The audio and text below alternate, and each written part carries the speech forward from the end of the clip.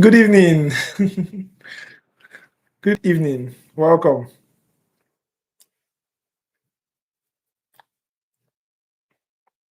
How many are we here? We are 15. Where are the others?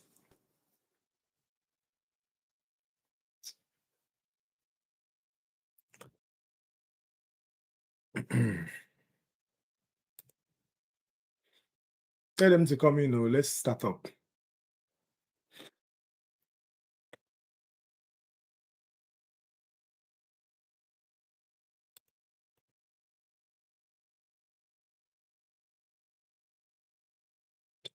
Chapter 12 and chapter 13.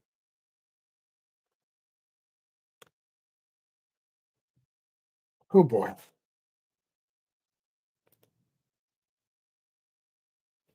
Yeah, good evening. Welcome.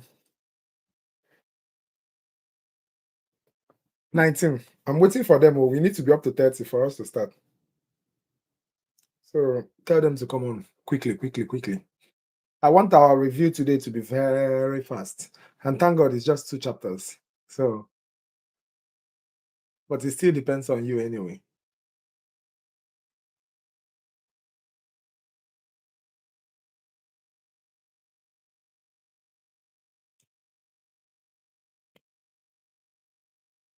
$22.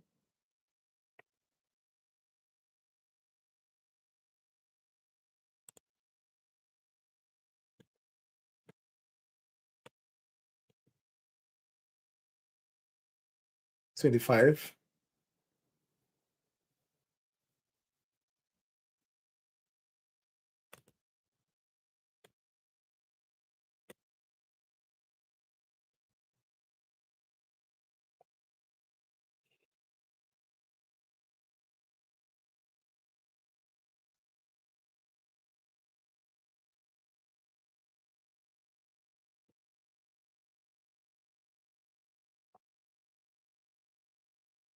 24.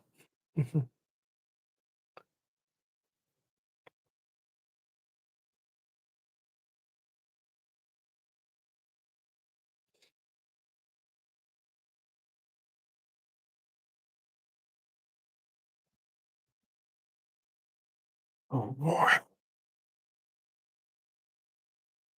Yeah, good evening. Welcome. 26. 4 more to start. 4 more to go.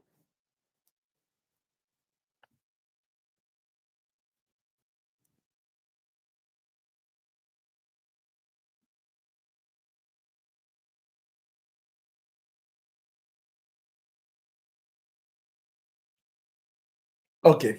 I think we're up to 30 now. So good evening, guys. I hope you guys are doing well. Hope everybody's is active. So I bought a new webcam. Don't you see how clear my image is? Afwa. Hope you are fine. Okay. So today we are discussing chapter okay, 33. Good.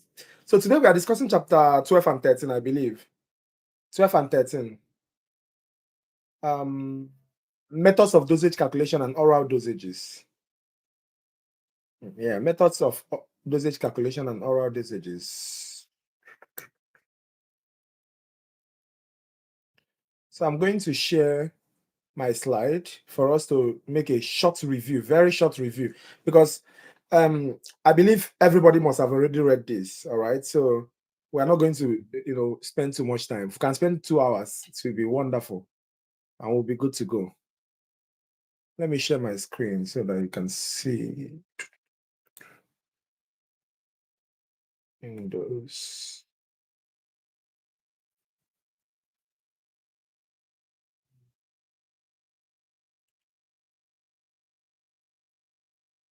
Okay, I believe all of you can see my screen, correct?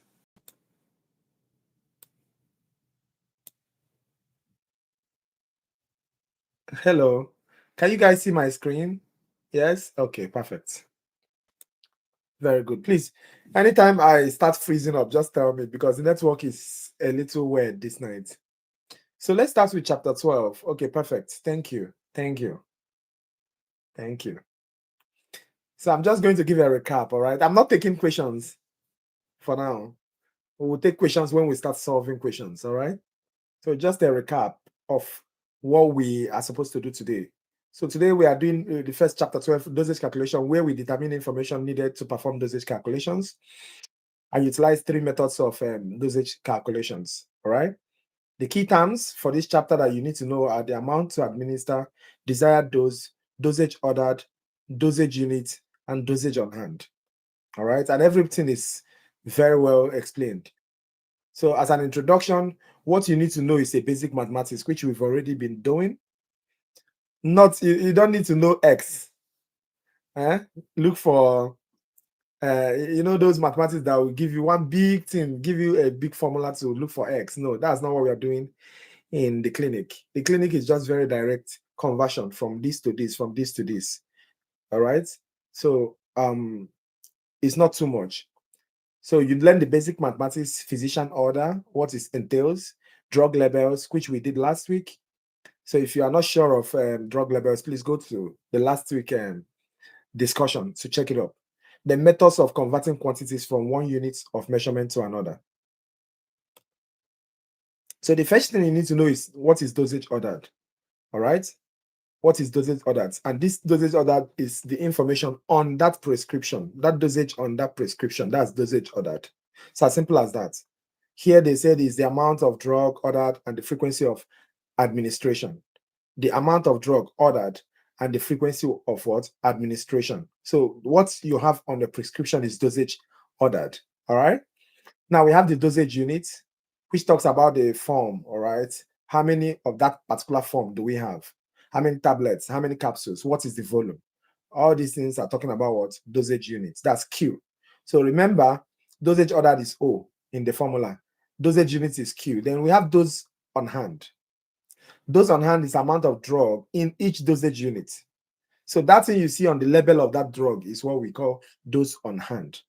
It can see it boldly written here. Both can be found on the label. So you will see dosage unit and dose on hand on the label. So don't misplace H with O. H is what you have on that medication label.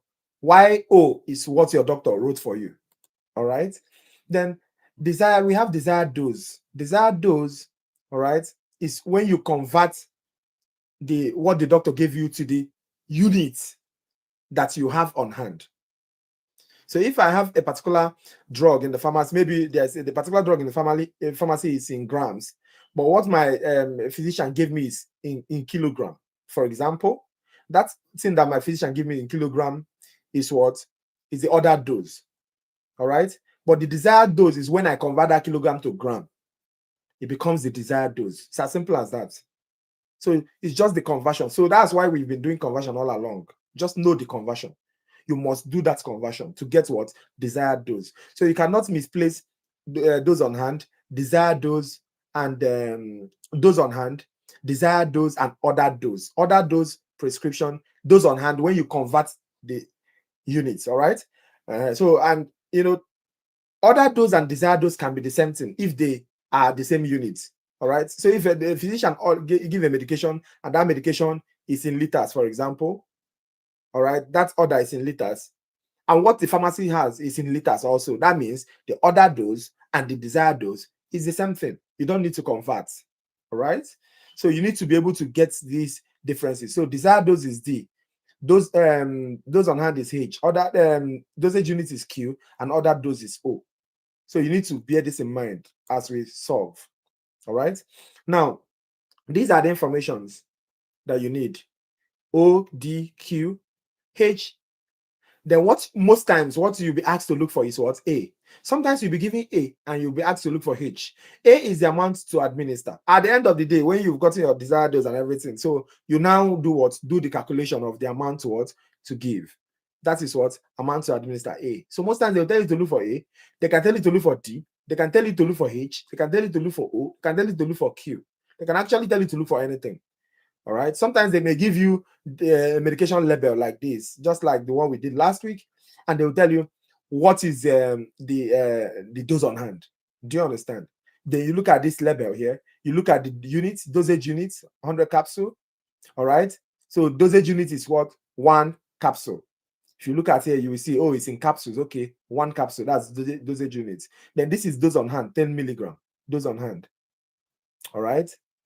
Dose on hand. So you see the dosage strength or the supply dose is HQ equals to 10 milligram over 1 from what we have here. But that's what we discuss later. You understand? So if you want to calculate strength, this is the formula for strength. H over Q. And H is dose on hand. And dose on hand is what? 10 from this equation. You know, and dose on hand is 10 and the unit is 1. So HQ, that's 10 over 1, which is what? 10. Okay. So that's, by the way, that's not the major thing we are doing today, all right? I'm just giving you illustrations. So now you need to convert. And for you to convert, you can use the proportion method or dimensional analysis. Any method you use, it's your business. Just use any method that works well for you in the exam hall, all right? Something, for me, at least by now, you guys must have mastered one particular what? Method. Hello. Welcome. So you guys must have mastered one particular method, all right? So this is the formula. Convert the unit of measure to the desired dose to convert the unit of measure of the desired dose to the unit of measurement of the dose on hand. Mind you, you must know the difference between dose on hand and desired dose. I've already mentioned this many times because I'll give you a lot of questions and you guys will be able to respond to it right now. So this is your checklist. All right, converting by proportion method. This is converting by proportion method. Listen, we've already did explain this method last week, so I'm not going to explain it. The only thing that they're just telling you, can you please put your screen a little bit clearer? Is my screen not clear? I don't understand.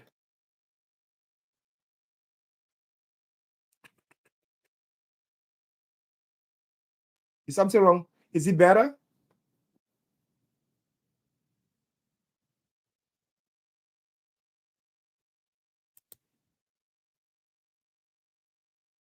Now, yes. Okay, perfect, perfect. So these are the procedures, right? As I mentioned, there are 2 procedures you can use. You can use the proportion method, which involves the fraction and the ratio, all right? Or you can use the dimensional analysis. In short, it's actually 3, which is fraction, ratio, dimensional analysis. But if you use the ratio, it will still lead you to the fraction. That's why both of them are under proportion method, all right? So I'm not going to explain it right now until we get to the question part. So these are the rules. Convert the unit of measure of the desired dose to the unit of measure of the dose on hand. It's the same thing we mentioned initially. So these are the proportion, using proportion method. We already know what we do, all right?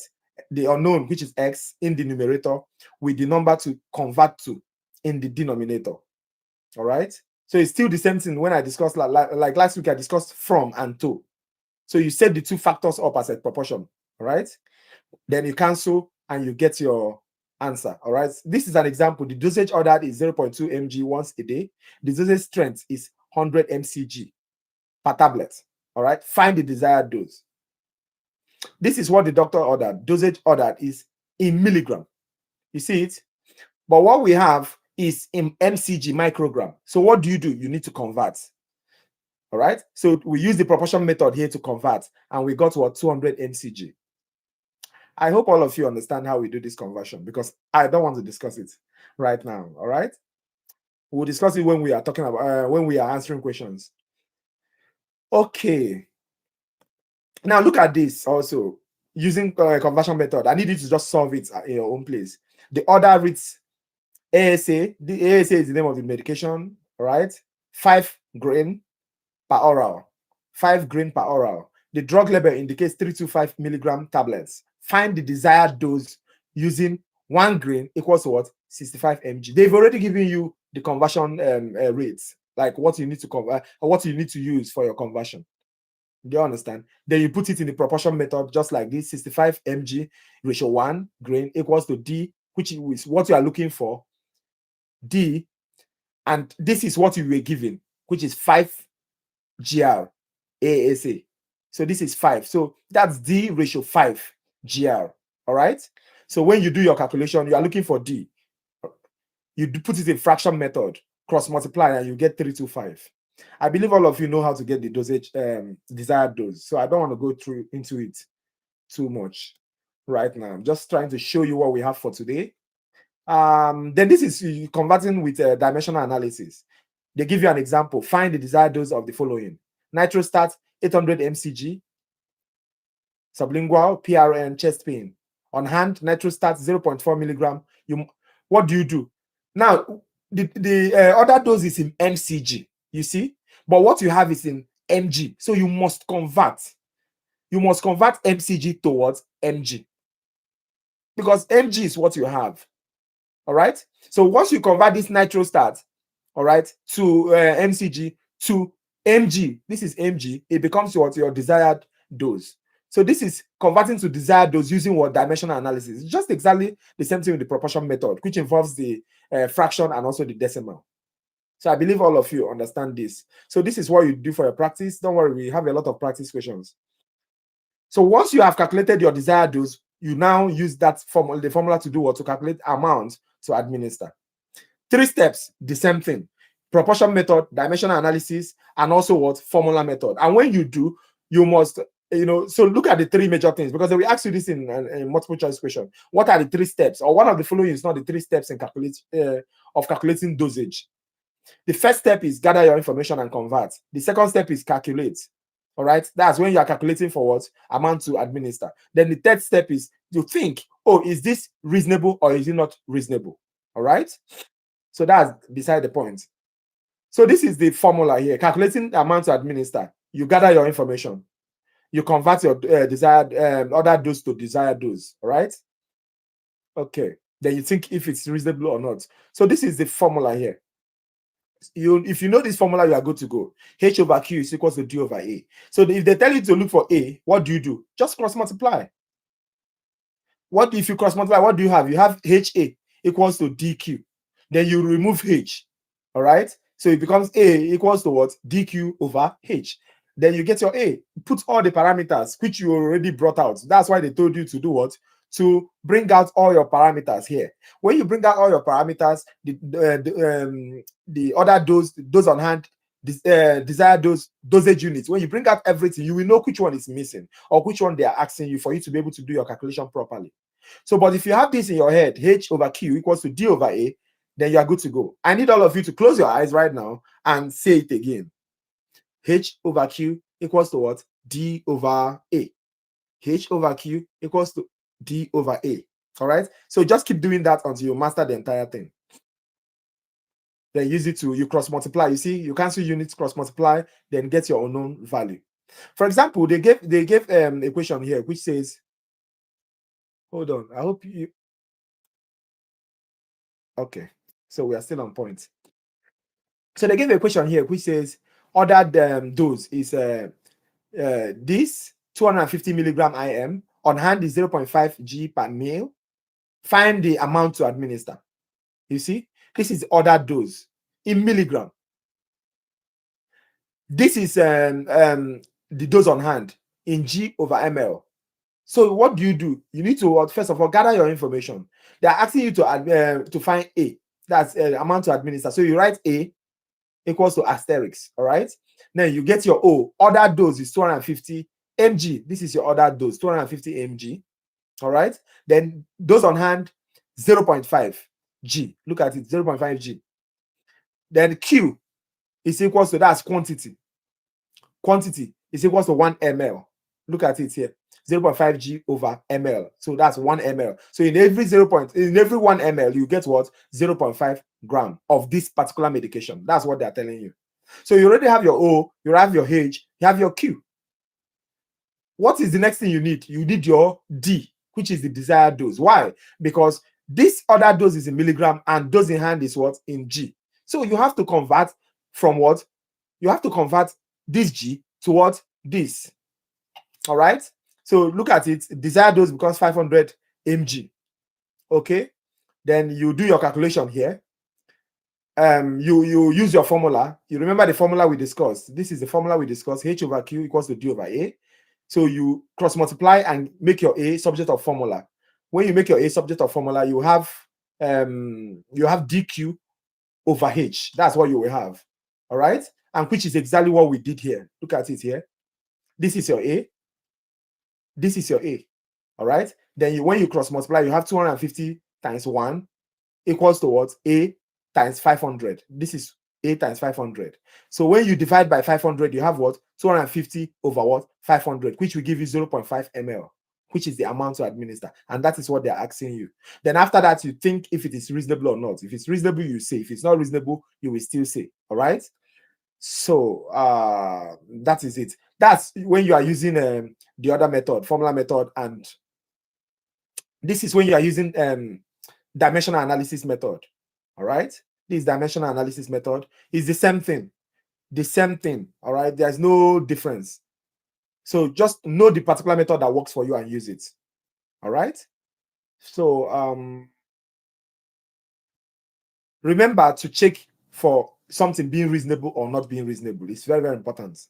All right. So that is it for this particular chapter. This is the summary of the chapter. So these are the things you need to know. Very, very important for you to know. And so that is it. That's it. Every other thing is just test questions. So I'm going to give you guys some questions for us to be as fast as possible. Somebody say hit the like button. Yes, please hit the like button. All right. Don't mind my mood this night though. I'm sounding a little moody. Don't mind it. I'll get on par. You know how my own comes gradually. So I said I'm not taking any question right now until we start solving. So the rules of the review is that at least 20 people need to comment. At least 20 people need to comment, guys. And if you are finding it difficult to solve a question, you can ask question. You can tell us 911. All right, so that I'll tell you how we solve that question. All right, but I want everybody to attempt. Don't copy what somebody else is answering. Just put your own answer. That other person may be wrong. You may be right. Put your own answer. And it's always very good for you to attempt. Even if you get it wrong, just attempt. Extremely important. All right? So, and mind you, this is not teaching class. This is just review. So all those things I did is just to show you what or what the dosage calculation is all about. Not to teach you anything. So now we start the review proper. And I'm going to ask a lot of questions. So let's test the microphone. Testing the microphone. Let's test the microphone.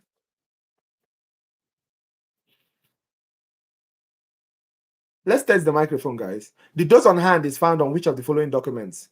A, medication administration record. B, drug label. C, medication card. D, prescription.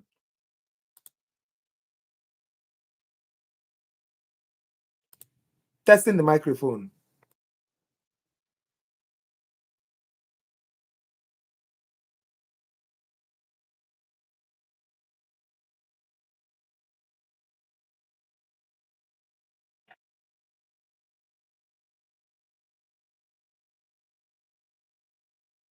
I need everybody to attempt that question, guys.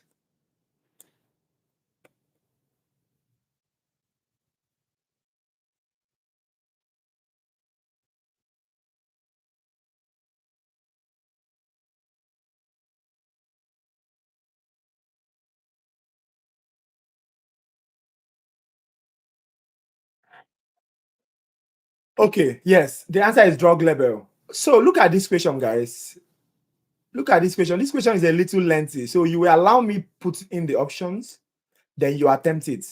Because this is a prototype question for you. All right? Just allow me put in the answer. While it is. Allow me put in the entire questions. So this is the first part of the question. Hold on.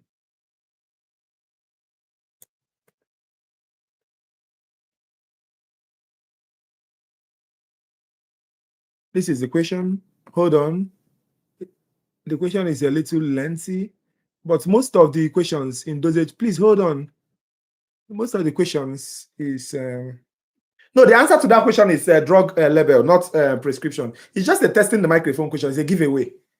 So this is the question. Mr. Henderson was seen in the clinic after slicing his arm on a mower blade. The physician, drug label, guys.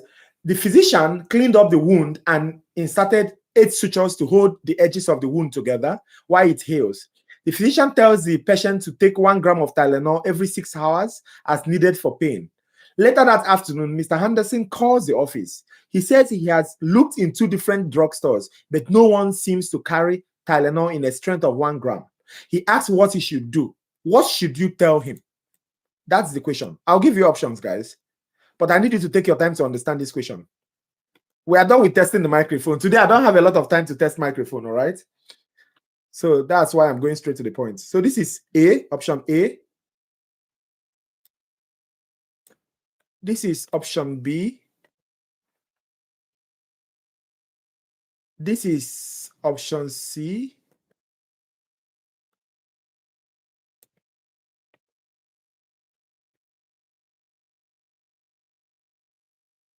Then this is option D.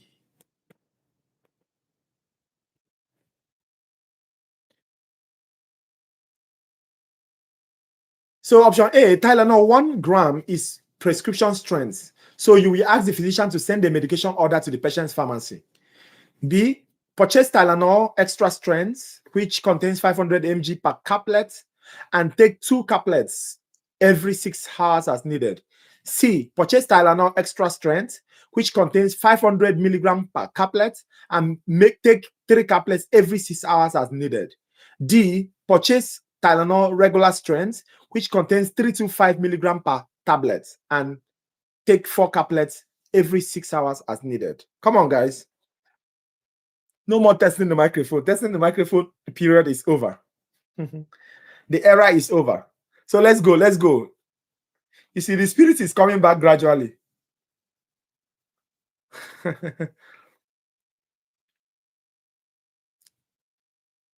Please make sure you understand that question, guys.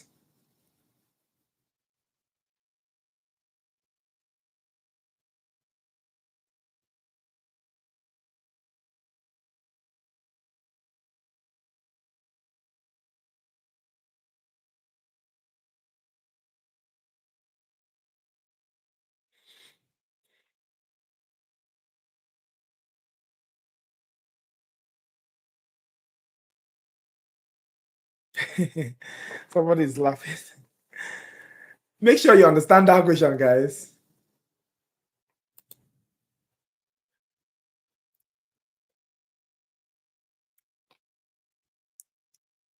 I'm still waiting for some people. I need everybody to make attempts. Everybody. Please.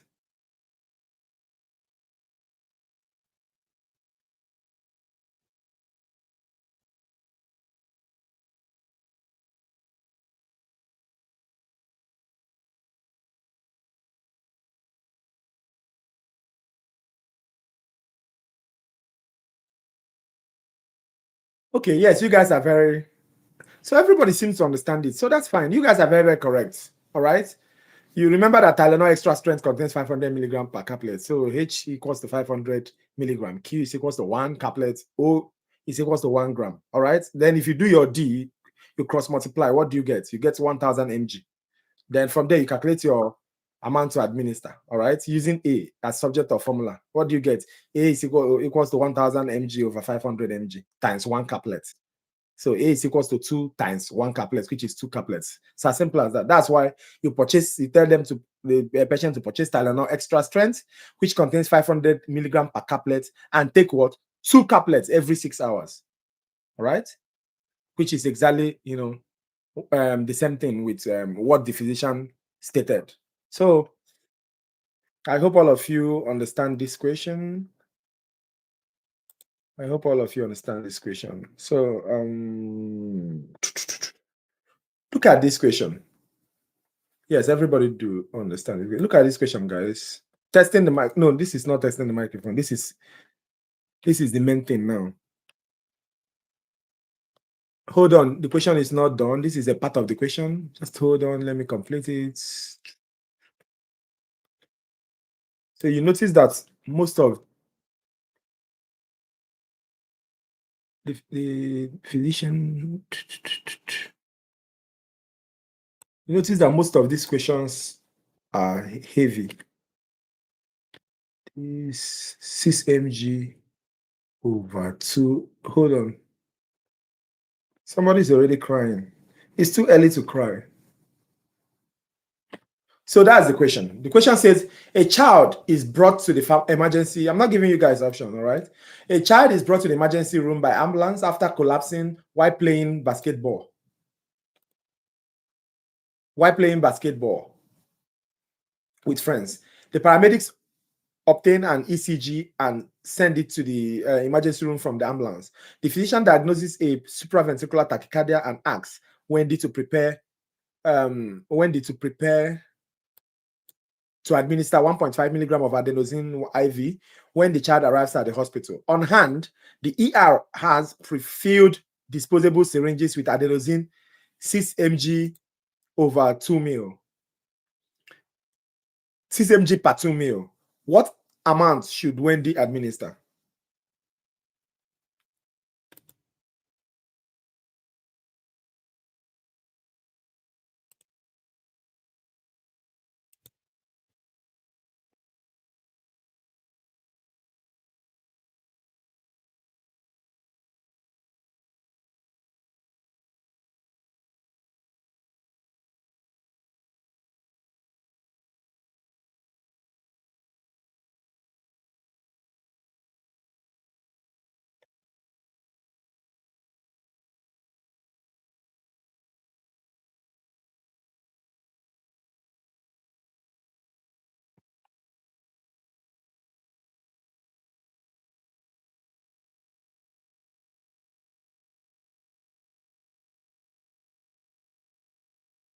Okay, you guys are very, very correct. All right, you guys are extremely correct.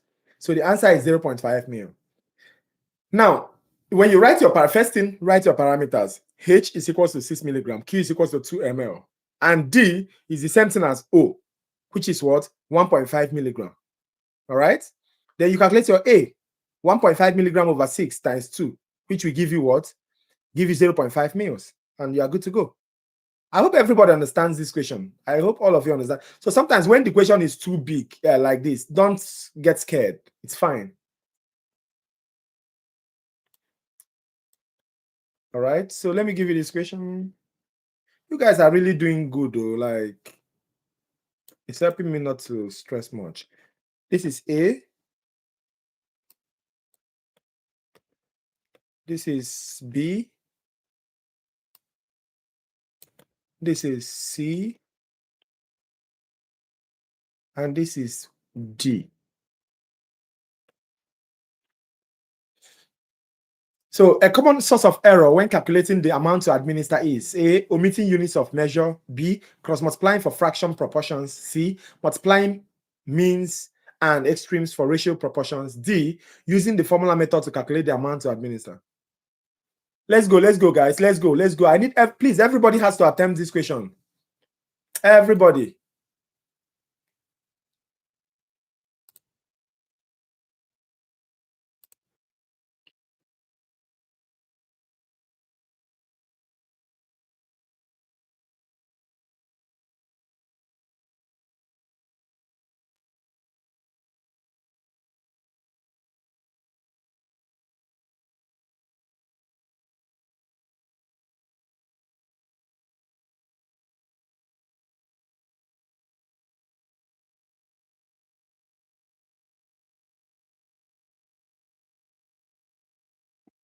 Absolutely, you guys are correct. So omitting units is one of the major problems people usually do have. All right, so you make sure you don't have that problem. I have a question here, so I'm going to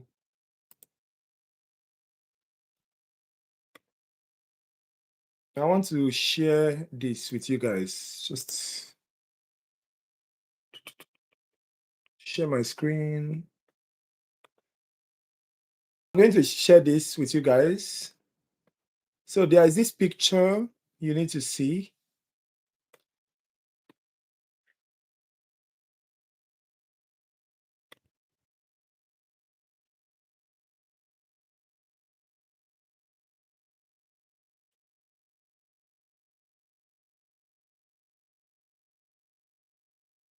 Okay, so that's the picture, right?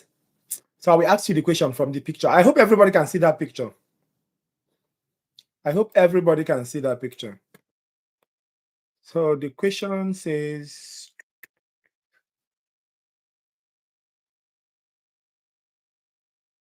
yes, that answer is correct. It's omitting units of measure. You guys are very correct.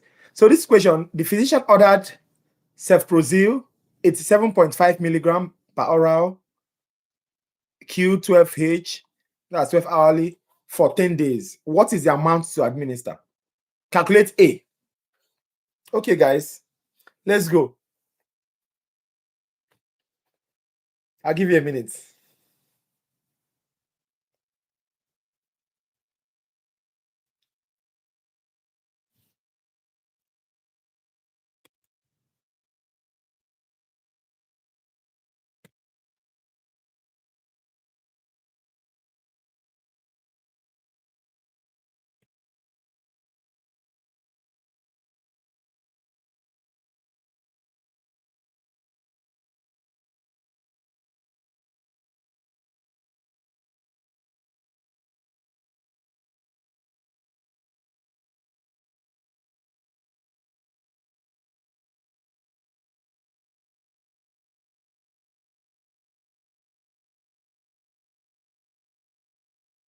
So, guys, please don't forget to subscribe to the channel. Also, try to share the link afterwards, because I'll post the links to on your dashboard, or you just come on my YouTube channel, go to the streams, get the link, share to your friends that are not here right now.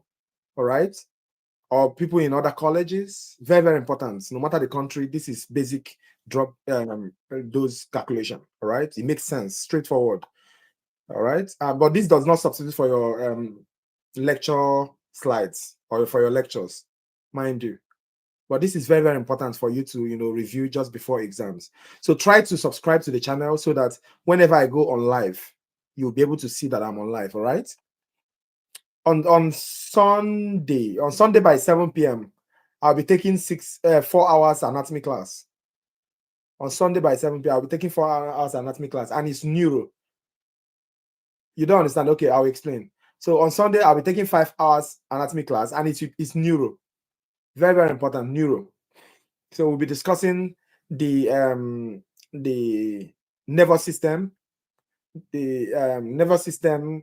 spinal cord, and the brain itself. So if you have time, even if that's not what you're doing right now, but you have time, just log on 7 p.m. on Sunday. All right. Okay, so let's go back. Yes, you guys are extremely correct. The answer is 3.5 mil. 3.5. The physician ordered cefprozil. It's 7.5 milligram POQ12H for 10 days. What is the amount to administer? I'm reading it for the tables of the people that are going to come back later to, watch this video. Options: 5 mil, 2.5 mil, 3.5 mil, 1 TSP. The answer is 3.5 mil. Now, some people do not understand it properly. Okay, so I don't know if I should solve this thing. Can I write on Microsoft Word? Okay, let me share this other screen. I want to write so that the people that are confused will be able to get it. All right.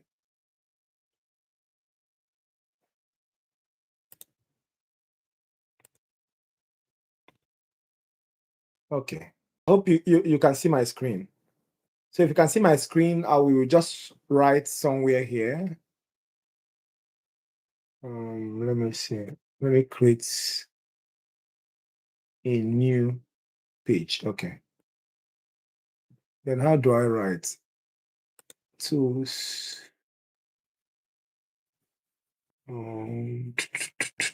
I did it last time. I can't seem to remember exactly what I did last time. It's, you see, inserts, tools.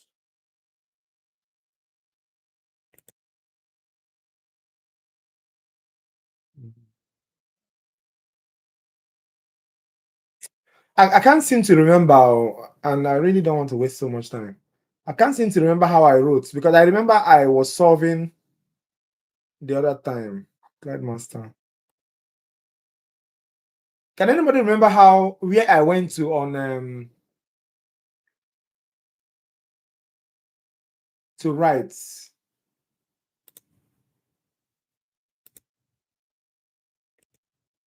I think it's tools. I can't remember to write, so I'll just say it with my mouth.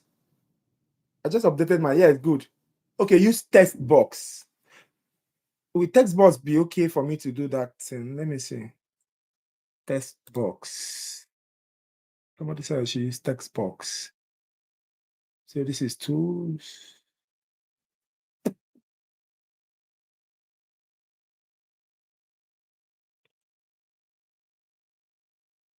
Okay, this is text box.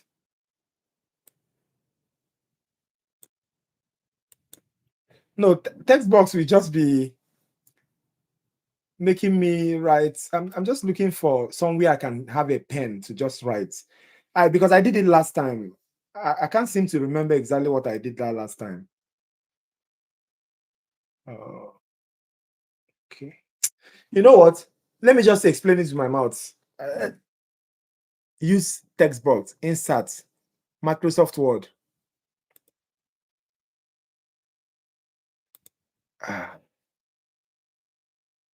Was it Microsoft Word I used that day? Hold on, let me see Microsoft Word. Because I really want to write.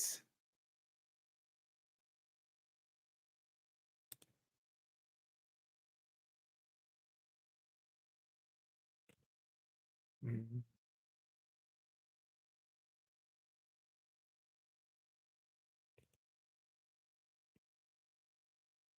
Oh, okay. You are correct.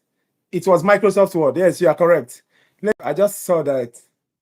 It's Word. Thank you so much. This is a teamwork, all right? And I'm so sorry for wasting some of your time. This is a teamwork. Thank you very much. Okay. So for people that want that how we solved this, I hope you can see my page. So I'm going to write. Yeah. So first of all, the question said the doctor ordered cefprozil. It's 7.5 milligram. All right. So you write your words. It's 7.5 milligram. And if you look at the medication says 125 milligram. So the medication is already in milligram. So that means your order dose and your desired dose is the same thing. Remember, I told you the only difference is unit. So what do? You write your D. D is equals to what? 87.5 mg. Comma. You understand? Then the next thing is what? Your H. What is your dose on hand? Your dose in hand is what? 125 milligram per 5 mils. All right. So what do? You write what? Dose on hand H is equals to what? 125. Perfect. Then what next? What else do you have? So you have your H. Then you need your Q, comma. What is your Q? If you look at the equation, this is your Q. You see, this is your Q, 5 milligram. Those on hand, this is your Q, 5 milligram. So you write your Q as what? 5 mil rather, 5 ml. So now you have your H, 125 milligram, Q, 5 milligram, and D, 87.5 milligram. So if you just have this thing, then just put in the formula. All right, just put everything straight. So what do? That means your A is equals to what? What is your A? Your A is equals to what? Your A is equals to this. Let me see. Hold on. 5 times 87.5. Yeah. So your A is equals to 5 times 87.5 all over 125. All right. Remember the formula now. Your A is what? What is your A in the formula? You should know the formula. Your A is equals to what? Q times D over H. It's as simple as that. Then immediately you put it, you get 3.5 mil. All right. So immediately you put it, you get your 3.5 mil. So that's why I told you, if you just know that formula, you'll be able to interchange every time. All right. So for example, if they tell you to look for H, what do? You just write your H, because they can give you A, give you Q, give you D, tell you to look for H. What do? Just cross multiply. I told you, anytime you see equal sign, you can always what? Cross multiply. If you cross multiply, what do you have? You have your A, H is equals to what? Q, D. So what do? You need your H, what? So divide by A and divide this side by what? A. So what do you have? A here, we cancel A here. So your H will become Q times D over A. It's as simple as that. So what you just need is to be able to, interchange the entire thing. Just give labels like this one. Oh, you want labels? So somebody mentioned that the person don't understand. Who is that? Michelle. Do you understand it now? Like, do you understand? I know my handwriting is terrible. I'm also afraid of my handwriting. I see my handwriting and I'm running. All right. It's a nightmare. So, but I hope you understand what I just explained. Do you? Write yes so that we can continue.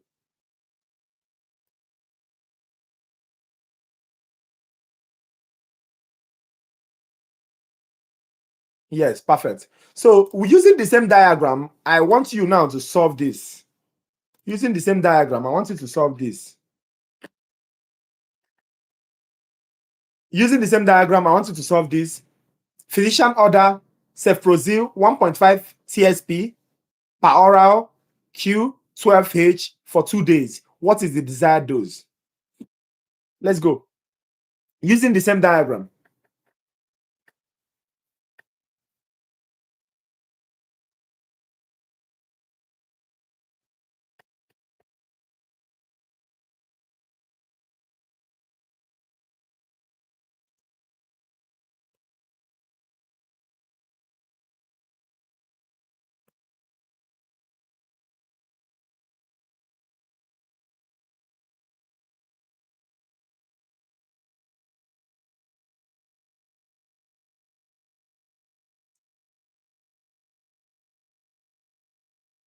Come on, let's go, guys.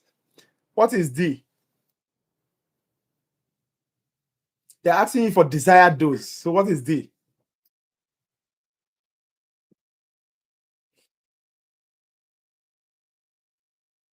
You need options?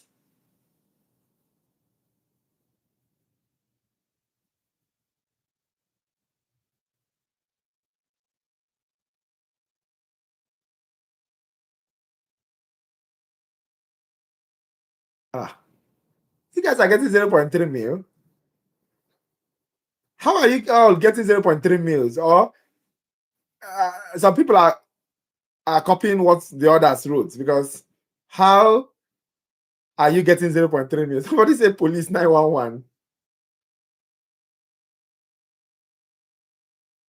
How are you even getting the answer in mils to start with? So if 3 people get 4 people got 0.3 mils, that means somebody is copying somebody. Let me give you the options: 150 mg, 7.5 ml, 10 ml, 187.5 mg. That's the options.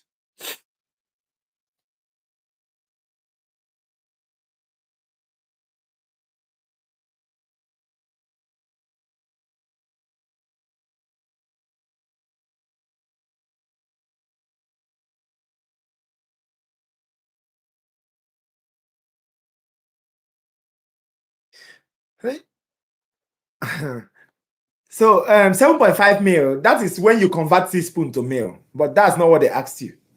They asked you to calculate the desired dose.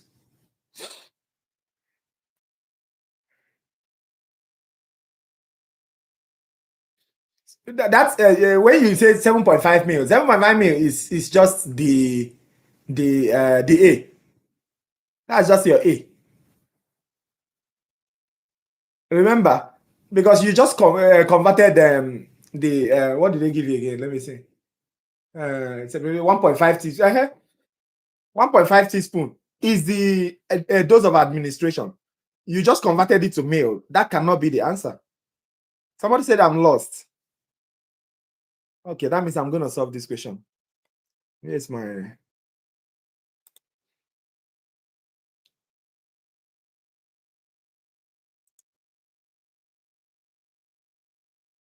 How do I go?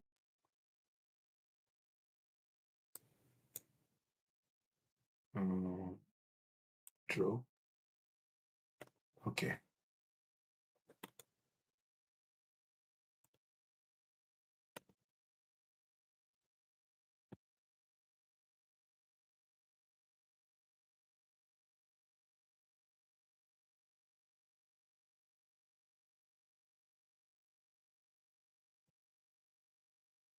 Okay.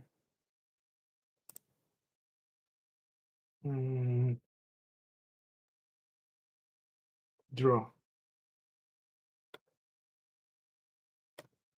Okay, let me see what everybody's putting in. Somebody said, what's the options?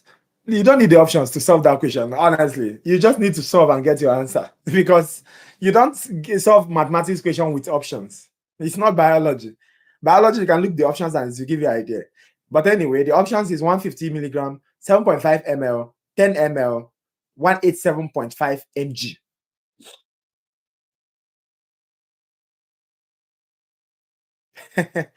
You are very funny. You are choosing the question you will be given, eh? Hey. This is dose calculation. This is what you meet in the clinic. All right. So you can't escape from it. You understand? If for me, if I'm you, you try to learn it. All right. You can't escape from it. Would you do 125 milligram? So the answer is actually 187.5. That's the answer. 187.5. And how did we get it? First of all, you write out your parameters. That's what we said, right? So our H is what? H is 125 mg. And our Q is what? Q is 5 ml. Then our A is 1.5 teaspoon. 1.5. All right. All of you know how to calculate a teaspoon to mil. So just convert teaspoon to mil. All right. Just pay attention. You understand it. Convert teaspoon to mil. If you don't know how to convert teaspoon to mil, please go back to the first video and learn it. I told you this is sequence. You must learn the sequence. There's no jumping it. All right. If you miss it out and you don't know how to convert teaspoon to mil, then you have to go back. All right. So you have to convert 1.5 teaspoon to mil, which is what? 7.5 ml. So these are your parameters. All right. And what did they tell you to calculate? D. You see what I told you? That sometimes they will give you A and they'll tell you to do what? Calculate D. That's what I told you. You understand? Then you use any method that works for you. Use any formula that works for you. All right. If you remember, if you go back here, remember the formula we used for people that are following. What did we use here? We used H is equals to Q times D. No, we used A is equals to Q times D over H. That's what we used to solve this first question.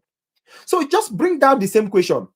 Bring it down. If you can put in your head one of the formula, you understand, then that's it. All right. So, for example, in this particular one now, where is my pen? Pen. So in this particular one now, assuming you have this thing in your head, this formula in your head, all right, and they tell you now you are supposed to calculate desired dose. What is desired dose? D. So what do? I told you that this is equal sign. So what do? You cross multiply. You are trying to isolate this guy, the D. You want to make it subject of formula. So cross multiply. When you cross multiply, your A will multiply what? Your H. It will become H A is equals to, what do you have here? You still have your what? Q D. And what do you need? You need your D. So you remove Q. How do you remove Q? By dividing both sides by Q over Q. So this cancels this. So what do you have? You have your what? Your D here you have what? Your D is equals to, let me go back to that place I was.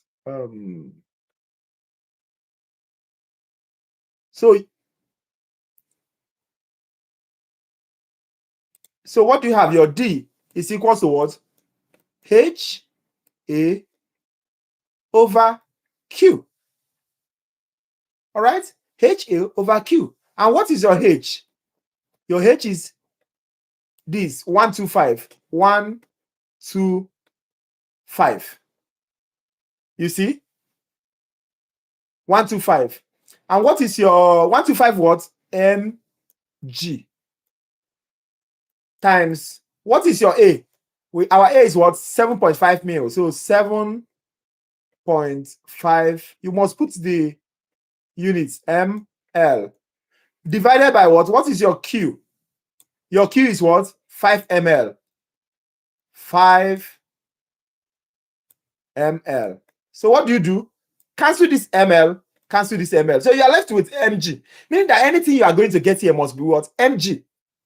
So multiply 125 times 7.5. 125 mg times 7.5. What should it give you? I think it will give you roughly 937.5.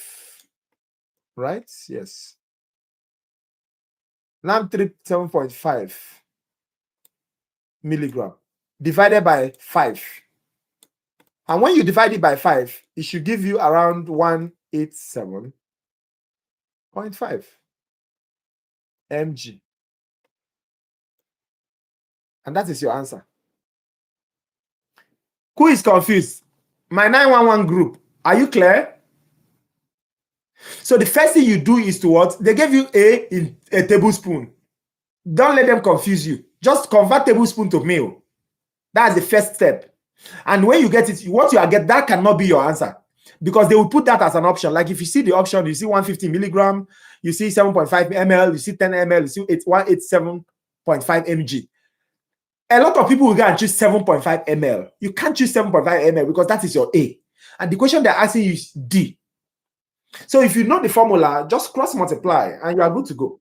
If you just cross multiply, you are good to go. All right? Thank you. I believe this is very straightforward. So the truth of the matter is that if you know what you are doing, like somebody was like, hey, this question is long. It's not long. Immediately you see that A, convert it to ml immediately. Immediately you convert it, put your formula, cross multiply. That's it. And you're fine. No stories. All right. Let me see. We did desired dose.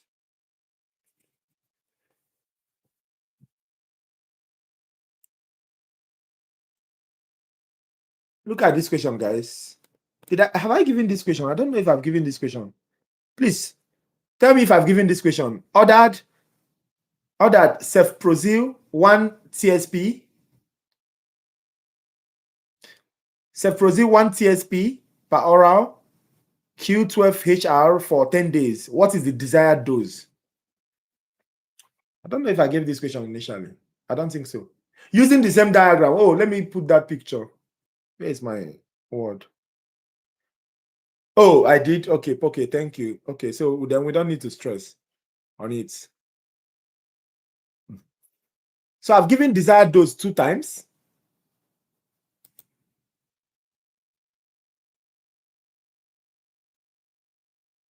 You said?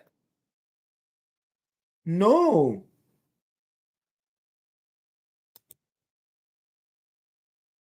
$1.5. Are you sure I've given this? That's a new question. I know I've not given it before. I know I've given one question on desired dose and one question on the amount to administer. This is another question on desired dose, and I need you guys to solve it. Let me give you the picture. It's the same picture anyway. So, but let me put it for people that are just coming to the channel. This is the diagram. This is picture here. This is the picture here. So use this picture to give me your answer. Yes, that's the diagram.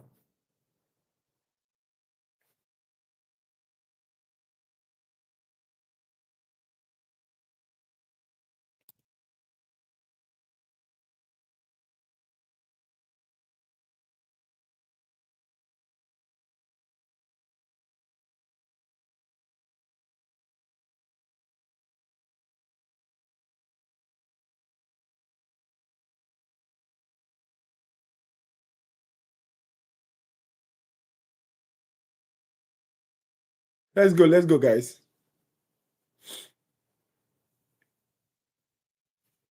Yes, you guys are very correct. The answer is 125. I hope everybody knows how we got this 125. Listen, if you don't know it, put 911. And I don't mind explaining. Trust me, I don't. Right?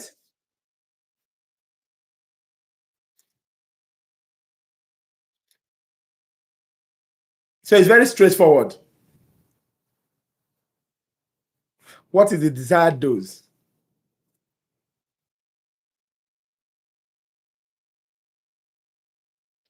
Yes. Got it. Okay, perfect. So the answer is actually 125 milligram, all right? Uh-huh. 125 milligram. That is your answer. Yes. Yes.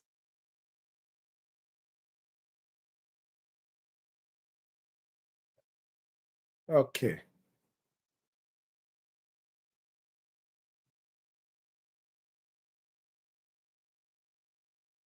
So somebody said 911.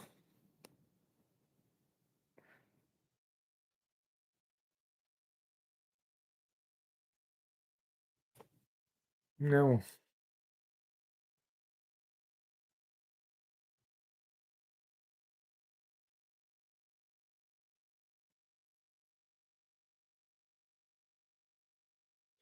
Okay, so they told you that cefprozil, 1 TSP per oral, Q12 for 10 days. What is the desired dose? All right. What's the desired dose?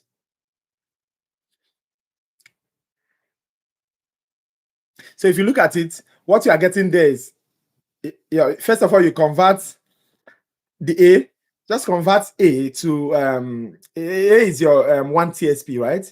That's a dose to administer, right? 1 TSP.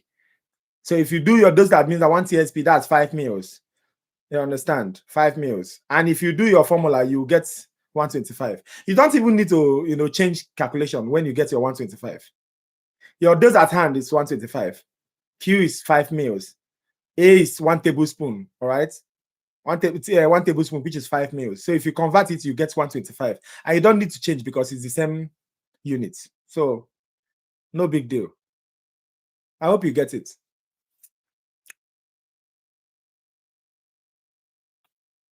So calculation is not even necessary because those at hand is 125 milligram over 5 mil. All right. So it's the same 125, no changings. So you don't even need to calculate. Now I'm going to give you this diagram. Hold on, guys. Of course, you must know your conversion. Why do you think we started with conversions? Of course, we started with conversions. We've done a lot of reviews. So if your conversion is not strong, please, I will advise you to just go back to your conversions, please. You need to go back to your conversions if your conversions is not very strong. Oh, why is this thing doing like this now? Hold on. I want to remove this thing so that I'll be able to post this diagram here.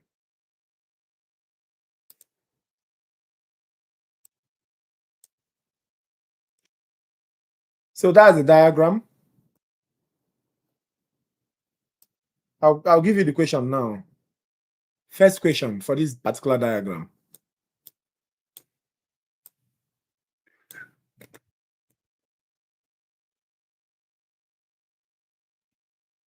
First question. This is the first question. With this diagram, if you want, I can zoom the diagram if you can't see it properly. But I think this is the biggest. Yes, this is good.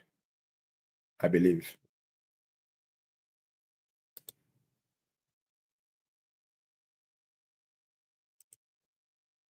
So the physician ordered amiodarone, 75 milligram IV starts. What is the amount to administer? Quickly, guys, quickly.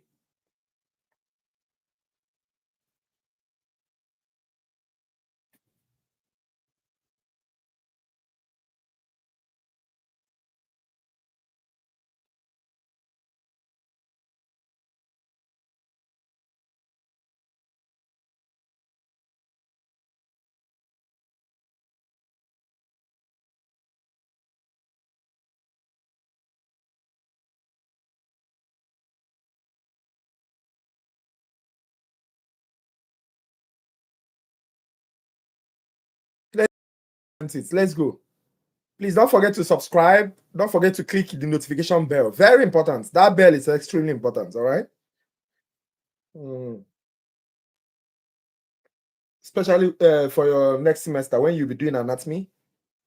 I do a lot of anatomy reviews. So whether I'm your professor or not, you can always come in to learn one or two things. Extremely important. Yes, the answer is 1 point. Everybody seems to understand this. This is good. I like this picture. It seems this picture has a blessing attached to it. Yes, the answer is 1.5 ml. Very important. And I believe everybody understand how. Is there somebody that is confused?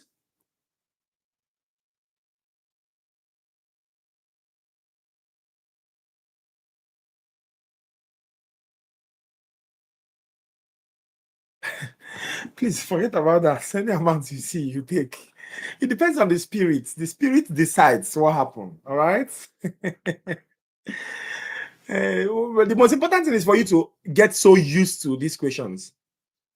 He said, I will be. I hope so.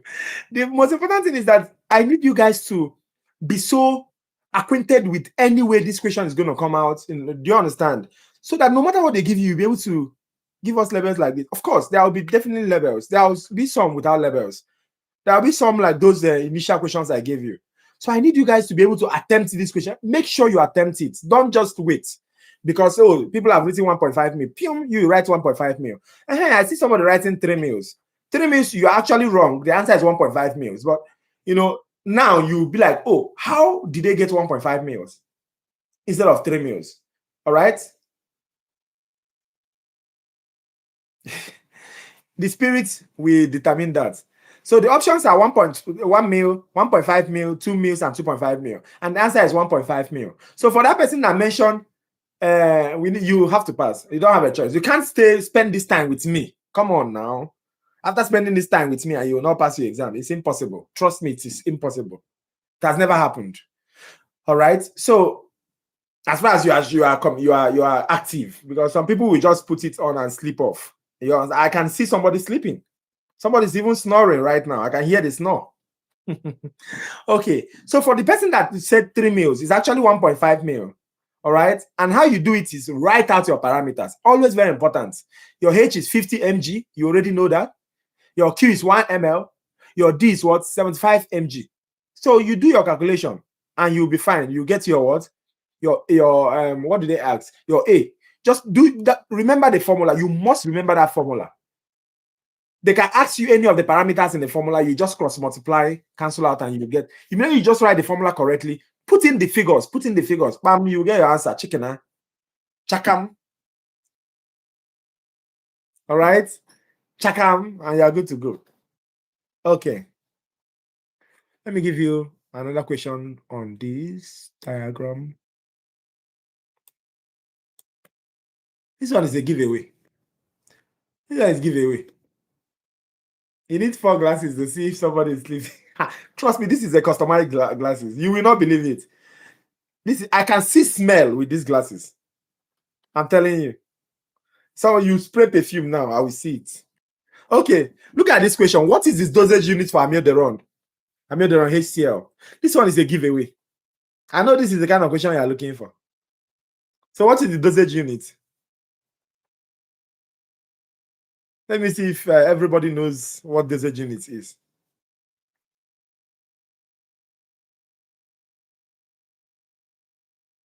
Okay, let me give options. 1 ml, 150 mg over 1 ml, 50 mg, 150 mg over 3 ml.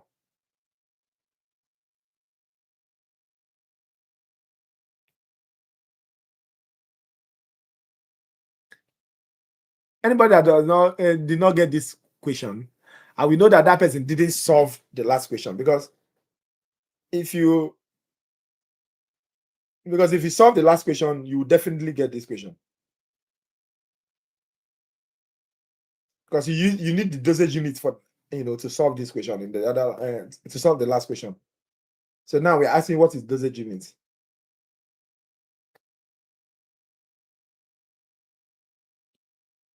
Okay, somebody said I don't understand. Okay, so guys, you guys are very correct. The answer is 1. Eh? So for the person that did not understand, let me show you. Which pen should I use? Let me use green.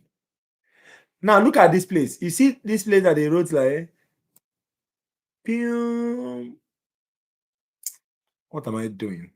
Nchebe, I play too much. See? Can you remember that your dose at hand in the other question is 50?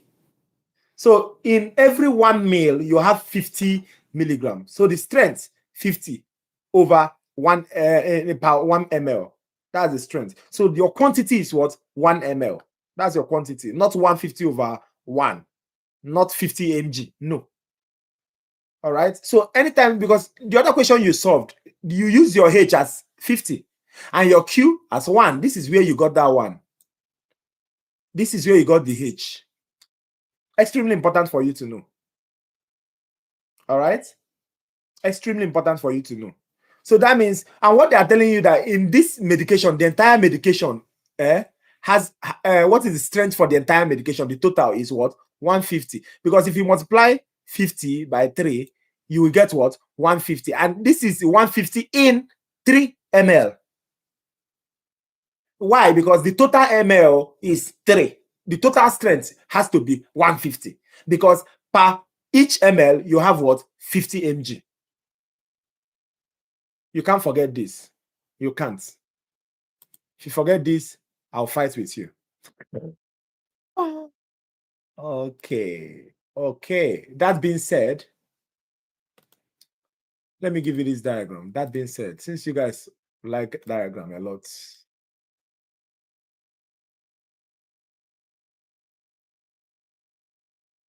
so look at this diagram, guys.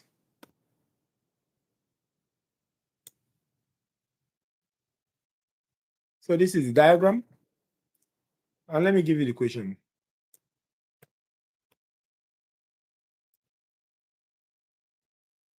What is the answer? Is 1 ml.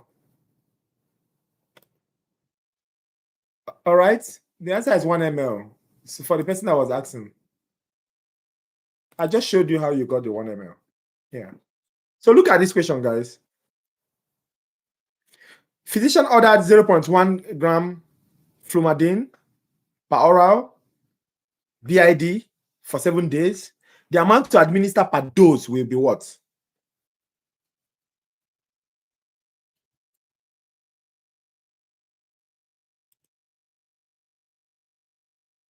I hope the image is clear enough. See, I hate this chapter. But this is the main thing. Listen, everything you've been doing, all right, it's coming to this. This is the main thing. This is what they will give you in the clinic. When they write order for you, they'll tell you, oh, yeah, what oil will you now inject your patients? This is what you knowing what you inject your patients. How do you do that calculation? Everything that we've been discussing is about this. So let me see who gets this question.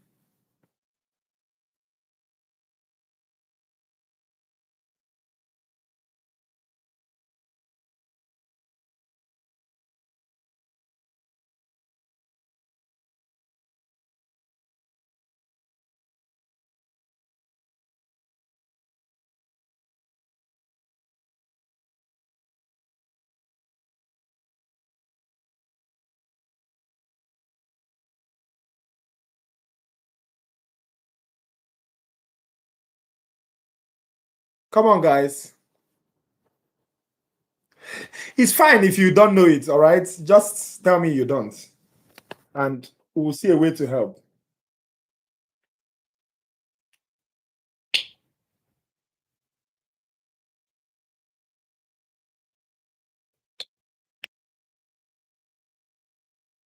Come on, guys, let's go.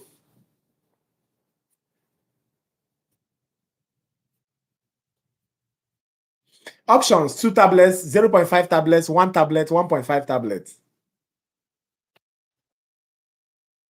Let me help those that are saying 1000 mg per dose. Answer: 2 tablets, 0.5 tablets, 1 tablet, 1.5 tablets.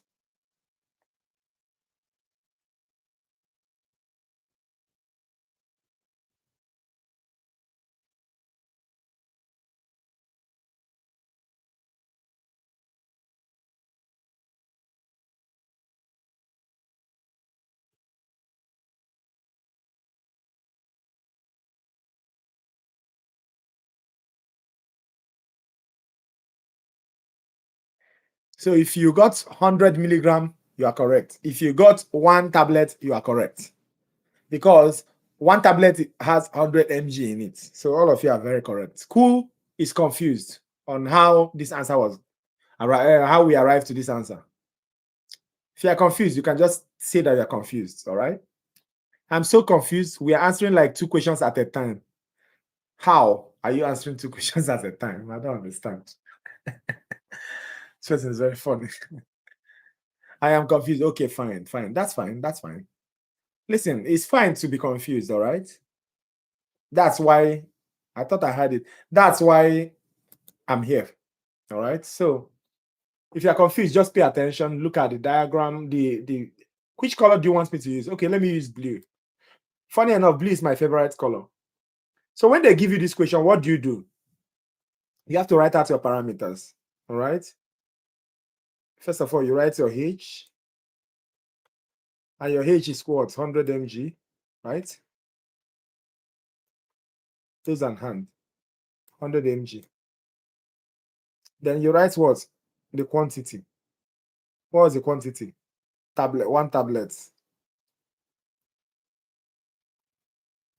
Quantity equals to what? 1 tab. Then what else? You write your what? Your D. Your D. What is your D? Your desired dose. You remember what the doctor gave you is what? 0.1 gram. That is the other dose. All right. So you have to convert it to, because this guy is in milligram. So your desired dose has to be in milligram. So if they give you 0.1 gram, if you convert it to 0.1 gram, if you convert it to what am I saying? You have what did doctor write again? 0.1 gram. Oh, so your desired dose is 0.1 gram. Yes, you're correct. Your desired dose is 0.1 gram. All right. 0.1 gram. So if you convert it, you get what? You get 100 milligram. 100 milligrams. So what's the question? The question says the amount to administer. So just use your formula. The person that says he does not understand, I want you now to use, this is the parameters. I just wrote out the parameters for you. Then find A. What is the formula for A? I want you to find A. If you go up here, what we've been doing all along is the same thing. You see that this thing is the same thing, but you need to follow the protocol. And the protocol is for you to write out your parameters. And when you write out your parameters, I want you to use this particular formula here. Look at the formula here. H is equals to Q times D over A. So when you cross multiply, what you need is your A. So if you need your A, what do? You put A here. You understand? So you have what? H A equals to what? Q D. You need A, so remove your H. Remove your H. This cancels this. Then you will have your A. So when you put Q that we've calculated, put your Q, all right? Then put your D, then divide it by what? Your H, you get A. I want you to do the question now again and give me the answer. The person that said, I'm so confused, I want you to do it again now with what I've demonstrated and give the answer, all right? Because at the end of the day, what you get is what? 100. You understand? And you know, 1 tablet is 100 milligram is in 1 tablet. That's why the answer can be 1 tablet, the answer can be 100 milligram. So, but you need to learn how to use this formula very well. So anytime they give you a question, what you need to do is to do what? Write out your parameters. Write out your parameters. All right. Make sure you get the accurate parameter. And that's it. And that's it. You have your H is 100, your Q is 1 tablet, your D is 0.1. All right. Then calculate your A using this formula. When you attach everything, what do you get? You get your A as 100 milligram. And if your A is 100 milligram, what do? You look at the answer. You don't see 100 milligram. Oh, the question is telling you that 1 milligram is 100 milligram is in 1 tablet. So the answer has to be 1 tablet. I need to make sure you understand before I proceed.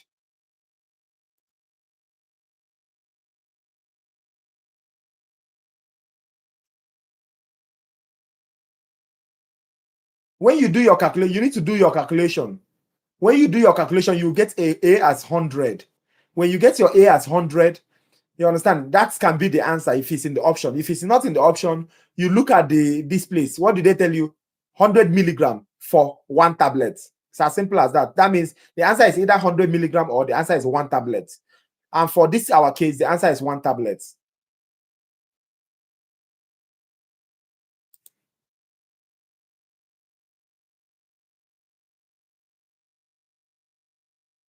Someone said that I'm confused. I thought I had it. I need to make sure that you understand it now.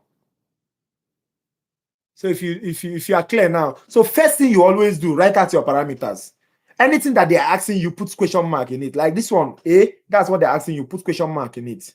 You know that you are writing A. Then write down your formula immediately. That's how you do it, very fast. If you write down your formula, then you put in everything and you get your answer. So you converted wrong. So that's the point. If you convert wrong, you get a wrong answer. There's no two ways about it. You have to convert right. So look at this question. But I'm okay now, good. What is the dosage strength of flumadine? This one, everybody has to know this answer. Now. Very quick, very quick. What's the dosage strength? Everybody, quick. I need 20 people to give me the answer. Dosage strength. Quickly. 1, 2, 3, 4, 5, 6. Continue going. We have up to 50 people here. So I need up to 20 people to give me an answer quickly.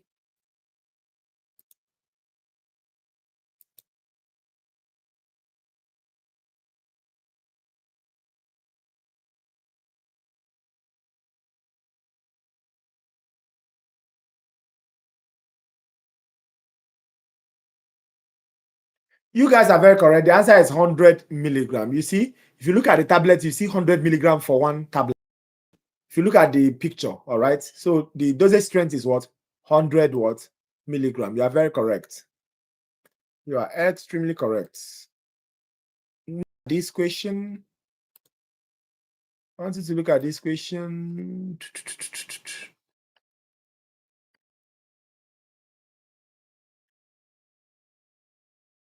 I'll give you a diagram. Look at the diagram here. I hope everybody can see this diagram. I can make it bigger for people that the eyes is not seen properly like me. Okay. So this is let's start with the smallest question in this particular picture. Yes, the answer to that question is 100 milligram, guys. You're correct. Look at this question. What is the supply dose for this medication? Quickly.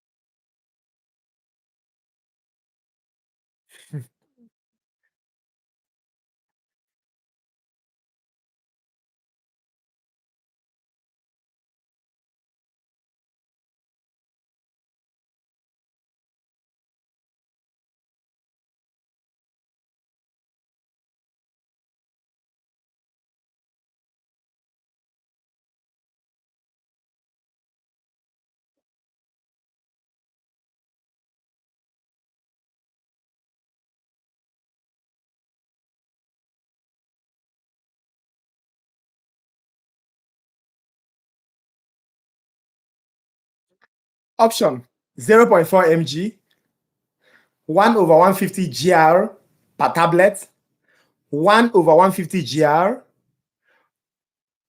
tablets. That's the options. Tablet is D. What is the supply dose for this?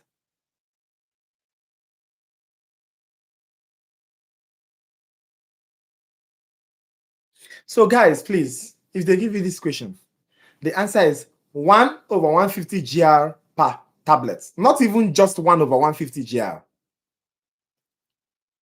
Not 0.4 mg. Because the supply dose is the same thing as the dosage strength, complete dosage strength, and the dosage strength is dose on hand per dosage unit. Dose on hand per dosage unit. That's why they put a very good bracket and wrote 1 over 150 gr. So there is 1 over 150 gr in every tablet. That's the complete thing. Like they're asking for the complete thing. So please, if you see this question, the answer is not 1 over 150 gr, just like that. 1 over 150 gr in what? All right. And the answer is not 0.4 mg. No. 0.4 mg in what? You understand? So, what did you ask? 0.4 milligram. Yeah, 0.4 milligram is dosage strength. Dosage strength for one tablet. I understand, but they didn't complete it. Like it's not a full statement. I don't know if you understand. For example, if you ask me what is my name is Nchebe-jah Iluangusi. That's my complete name. You understand? Not just Nchebe. That's just I need you to understand how they rationalize the entire thing, because you are in the clinic. If you see only 0.4 milligram in that equation and you don't see 1 over 150 gr per tablet, it can be correct. Do you understand? That's just my point. But my point is, if you in that question, if you see anyone that is complete, that complete one is the answer. Because this option now has 0.4 milligram A, because they know you jump on it. Then B is 1 over 150 grain per tablet. C is 1 over 150 grain, just like that. No. So the answer is 1 over 150 gr per tablet, please. Let me not stress on it.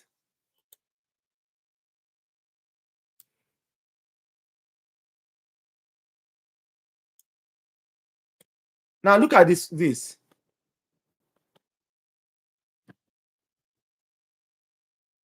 And another thing you need to know is that dosage strength is actually dose on hand over, I'm still explaining that last question, dose on hand over the unit. Do you understand? Dose on hand over the unit. And what is dose on hand in this question? What is dose on hand in this question, guys? Put in answer. Let's flow. It's flowing now. Everybody's getting it. Let's flow. Everybody has to type. What is your dose on hand?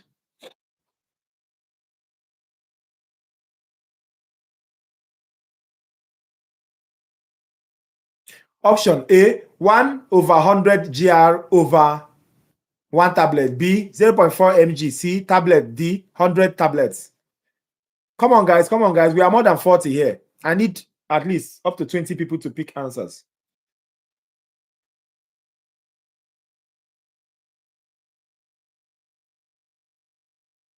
Yes, you guys are so correct. So you see, 0.4 is the dose at hand, right? So, but when you are talking about the complete package, that's, oh, what is the complete dosage unit? You are saying, oh, this is dose at hand per this, all right? So it's more like, that answer would have been correct if it's more like 0.4 mg in each tablet. Complete sentence. That's for the other question. So because a dosage unit is dose on hand over the quantity, or the unit, rather, over the unit. So I need you guys to remember that. So you must know when they ask you dose on hand and when they ask you what? Dosage strength. All right? And dosage strength is the same thing as supply dose. Last question asks you supply dose. If you see supply dose, know that they're asking about dosage strength, and dosage strength is dose on hand per dosage unit. All right? That's why 1 over 150 gr per tablet in that other question was correct. So you guys are so correct in this question. The answer is 0.4 mg. The idea of this discussion is for me to be able to correct any mistake anybody is going to make. That's the idea of this discussion. Trust me. I want to teach this, I will take a whole time to teach it. Okay.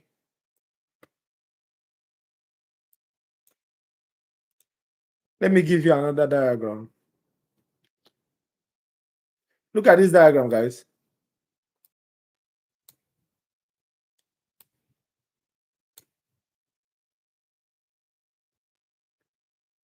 Let me make it bigger.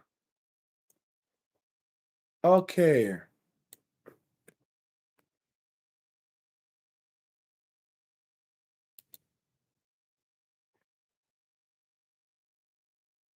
Yes, the answer is 0.4. You're correct. You have to make sure it's complete. It's complete order. Yes, you are correct. Somebody said that above. I didn't recognize that sentence, that statement. But you are very correct. So look at this question. Using this particular picture I just posted, the order for Synthroid is 0.1 mg per day. What is the amount to administer, guys? Quickly, quickly, quickly. So those people that didn't understand that question before, first thing you need to do is to what? Write out your parameters. What is your H? What is your Q? What is your D? They are already asking you your A. The question is asking you A. So what is your H? What is your Q? What is your D? Find them out. Then do your formula, put them all in, and write your answer. Why I'm giving you guys this question repeatedly is because the more you practice, the more you solve it, the more it enters into you. So that when you go to the clinic and they tell you, oh, what you just solve it quickly, like even without writing, you just solve it in your head and tell them the answer. They'll be like, oh, wow, wow, wow, interesting, interesting. Who taught you? You just say it's me. Tell them that it's Dr. Nchebe. Quickly. Say it very fast before you forget. But if you didn't get the answer right, they ask you who taught you. Please don't call my name. Please. I will deny you. See how we are taking our time now to solve this thing.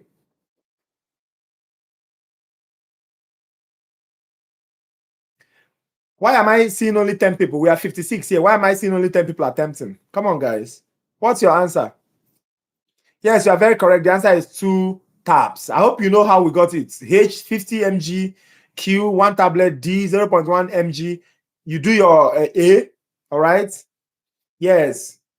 You put your equation. Once you put your equation, you get your answer. I hope you understand that. So you need to know the equation very, very well. Because the rest of us are crying. Crying? Why? I don't agree. I don't agree. The rest of you are like, I know somebody just said something now. Oh, this question is too easy. I can't waste my time solving. Let me wait for the hard one to come. That's why they are not typing. I feel you.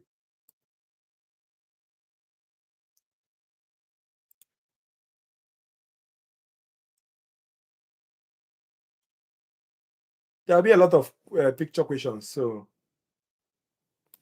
that's why I'm trying to make sure I get you good picture questions. Look at this question.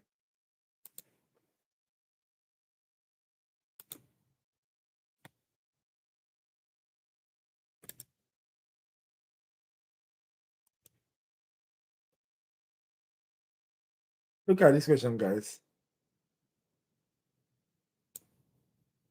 So this is the image you are using, Dilantin. Let me see if you can remember what we did last time. What is this answer? The dosage strength for Dilantin is what?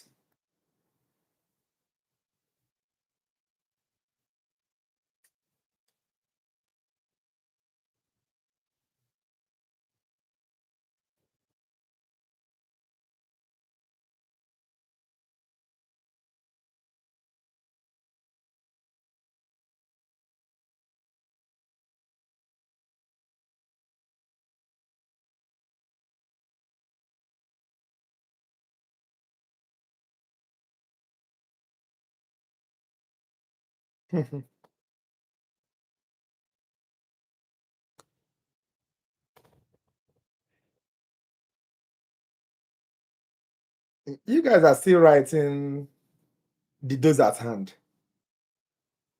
You guys are still writing the dose at hand. Yes, somebody is now. Is it 30 milligram per tablet or 30 milligram per capsule? Because in the option, there is 30 milligram. Let me give you the option.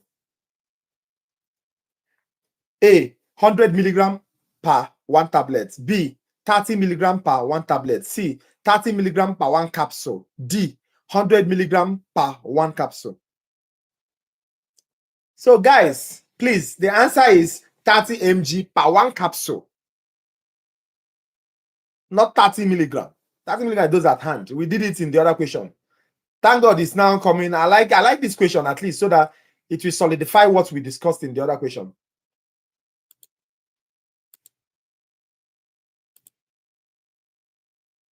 Yes, the answer is C. Start 30 milligram per one capsule. You're correct.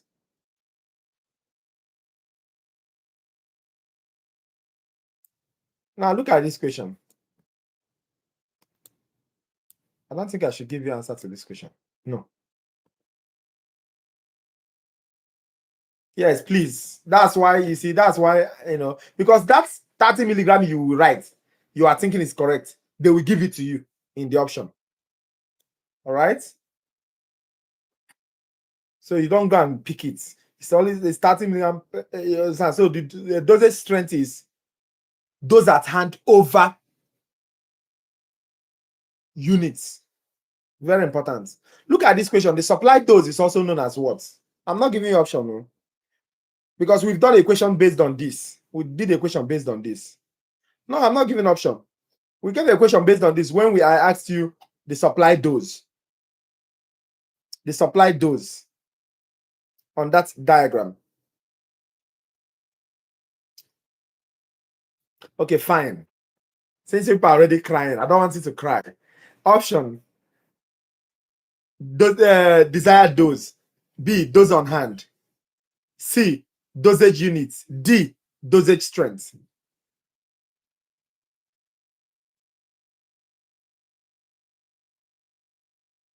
A. No. Somebody is saying 30 milligram. No. Not from this diagram. Oh, this is just all together. Not from this diagram. Let me remove it. The supply, this is just a normal question. I know it's sounding like test the microphone question. The supply dose is also known as dash, as the dash. A, desired dose. B, dose on hand. C, dosage unit. D, dosage strength.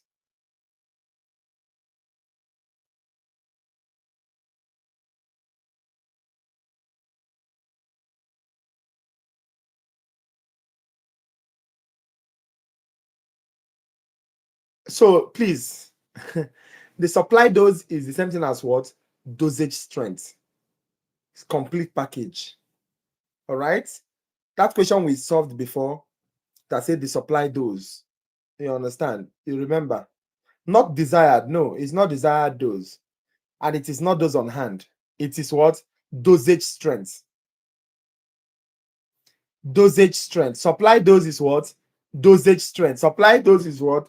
Dosage strength. Supply dose is what? Dosage strength. Supply dose is what? Dosage strength. See, I'm dancing for you people now.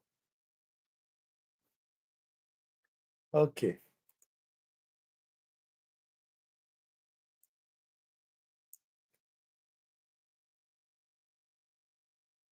Look at this question.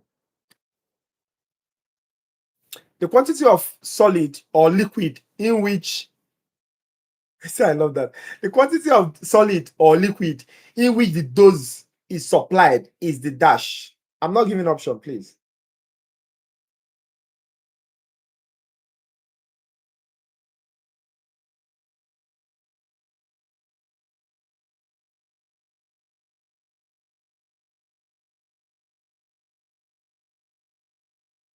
Okay, fine. I'll give option.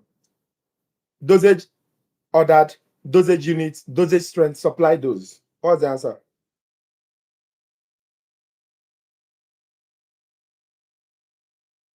Are you asking me the answer for the other question? The other question is dosage strength, all right? Supply dose is dosage strength. But this one is a new question. The quantity of solid or liquid in which the dose is supplied. The word quantity. Quantity.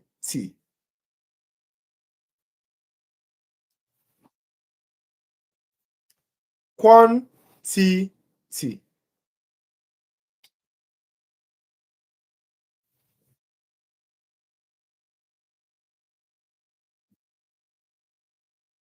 Perfect. The answer is what? Dosage units.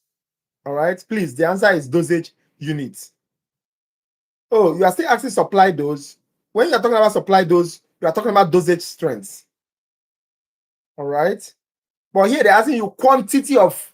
Once you hear that quantity, it's always units. All right. Okay.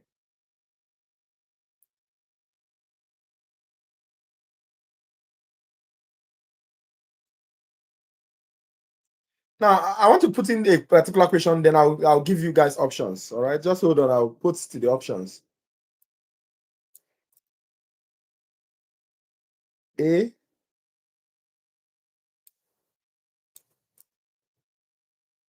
B,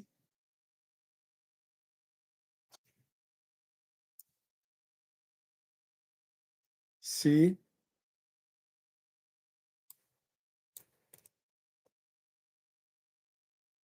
D. The amount to administer is A, dose on hand per dosage unit, amount of drug contained in each dosage unit, C, volume of liquid or the number of solid dosage units that contains the desired dose, D, units by which the drug will be measured when it is administered.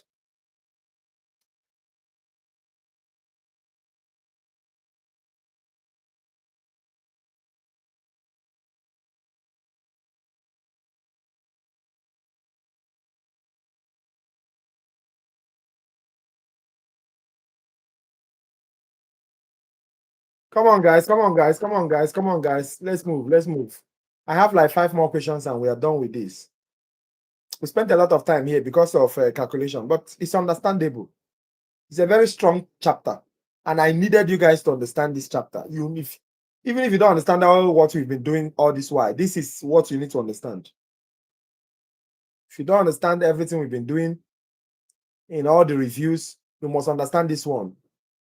I'm getting only 5 people answering me. Yes, the answer is C. Since there's a lot of breeze outside, I hope it doesn't carry my car. See, I don't like it. You need to like it because that's what is in the obtainable in the clinic. So the amount to administer is the volume of liquid or the number of those solid dosage units that contains the desired dose. That's the answer.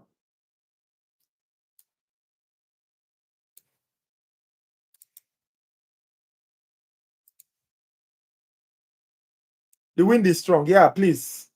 I don't have another car. And if he carries my car, that means I won't come to school tomorrow. So look at this question. Which of these is used to determine the amount to administer using proportion with fractions?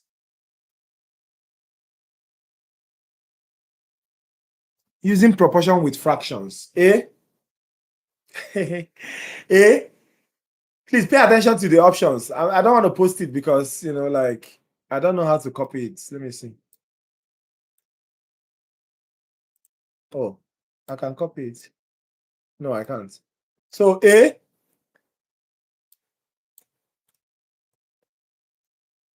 H over Q equals to D over A. That's A. B, please just pay attention so that I can read it once. Which of these is used to determine the amount to administer using proportion with fractions? A, H over Q is equals to D over A. That's A. B, Q ratio H is equals to A D. C, A is equals to H over Q times O over 1. D is equals to, D is H over D equals to Q over A.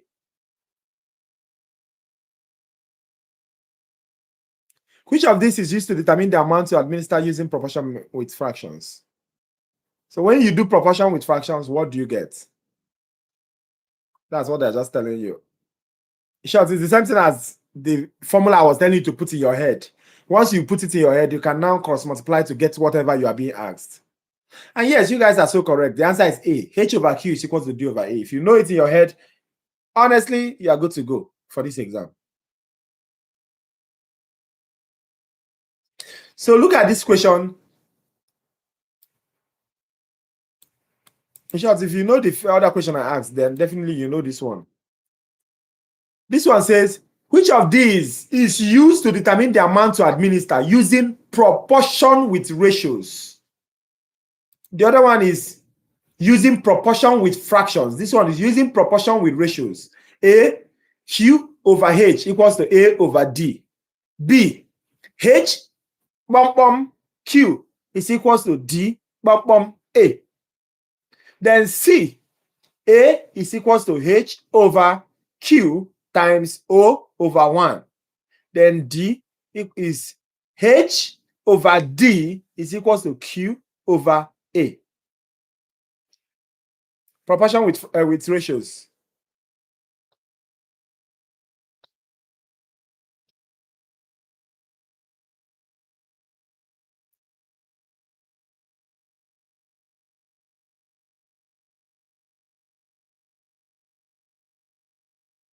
You guys are so correct. The answer is B. H ratio Q is equals to D A. That's the answer for ratio. You have to arrange it that way if you want to use ratio. All right? Because if you don't arrange it that way, you get it wrong. Now, this one says, truth of matter is that if I'm you, if I just come to the exam, immediately the exam starts, take your sheet of paper, just write the formula beside. But don't write it before the exam. If you write it before you start the exam, it's cheating. And if you are caught, you'll be penalized. So, but if I'm you, put it in your head. Immediately you start your exam, just write down the formula. Because you use it to solve all these questions. If they ask you this thing, just use the formula to know which one is correct. Look at this one. The correct formula for calculating the amount to administer by the formula method is dash. A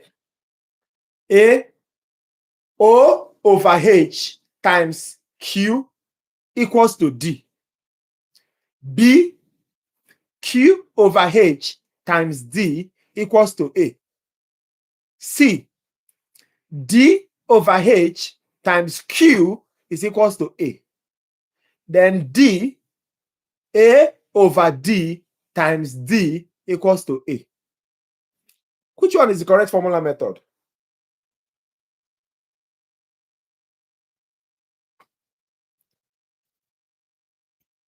If you write it out and make A the subject of formula, you'll be fine. You'll get the answer to this. Oh, somebody wants the option again. Option A, O over H times Q equals to D. Option B, Q over H times D equals to A. Option C, D over H times Q equals to A. Option D, A over D times D equals to A.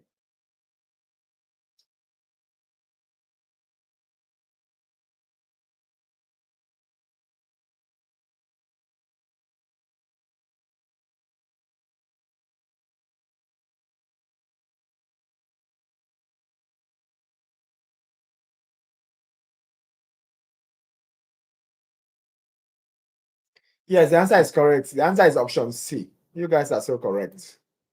So I have very few questions and we'll jump.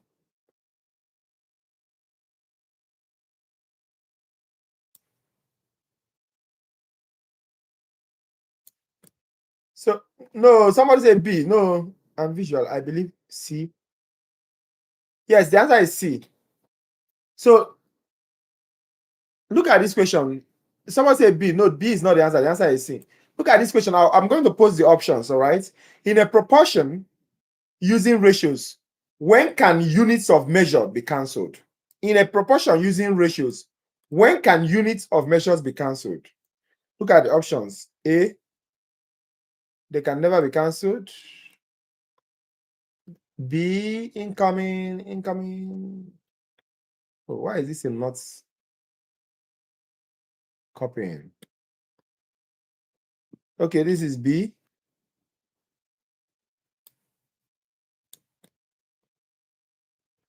This is C.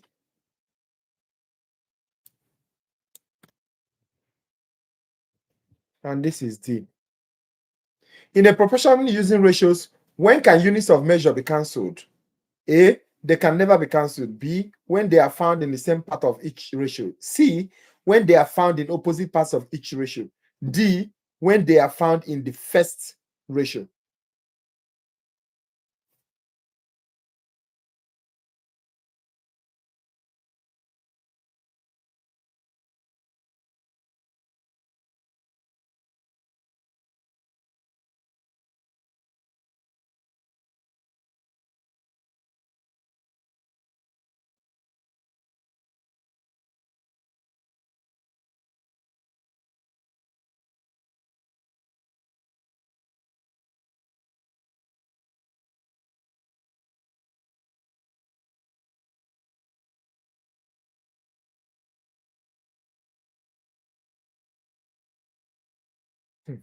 In a proportion method using ratios, when can units of measure be cancelled?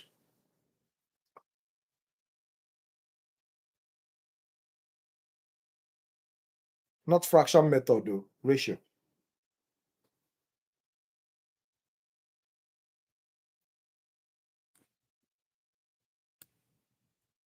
I need more answers, guys.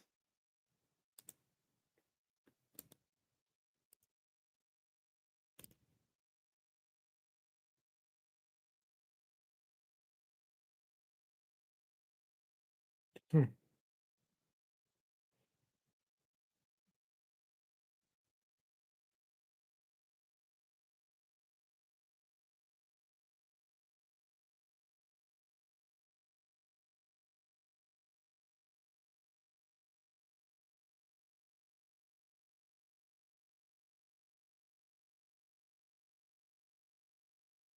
Please, the answer is not C. The answer is B. The answer is not C. The answer is B. I hope you understand. The answer, let me see if yes. Let me see if I can give you an example.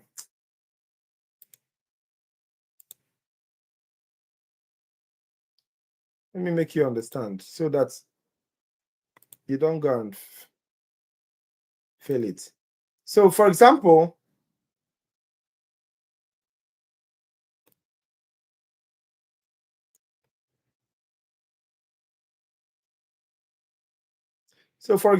let me write here, guys, just pay attention.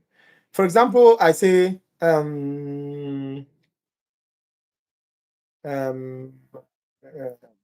me say 5 mg 5 mg ratio 1 ml is equals to x mg ratio 10 ml.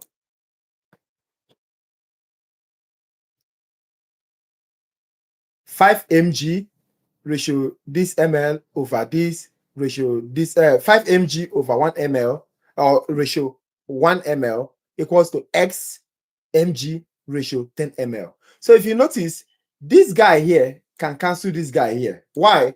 Because this is in the numerator, this is in the numerator. The same parts. You understand? The same parts, numerator, denominator, denominator. So mg appears in the numerator of both ratios. Same parts. ml appears in the denominator of both ratios. Same parts. So that's what they're asking you. That's why the answer to that question is what?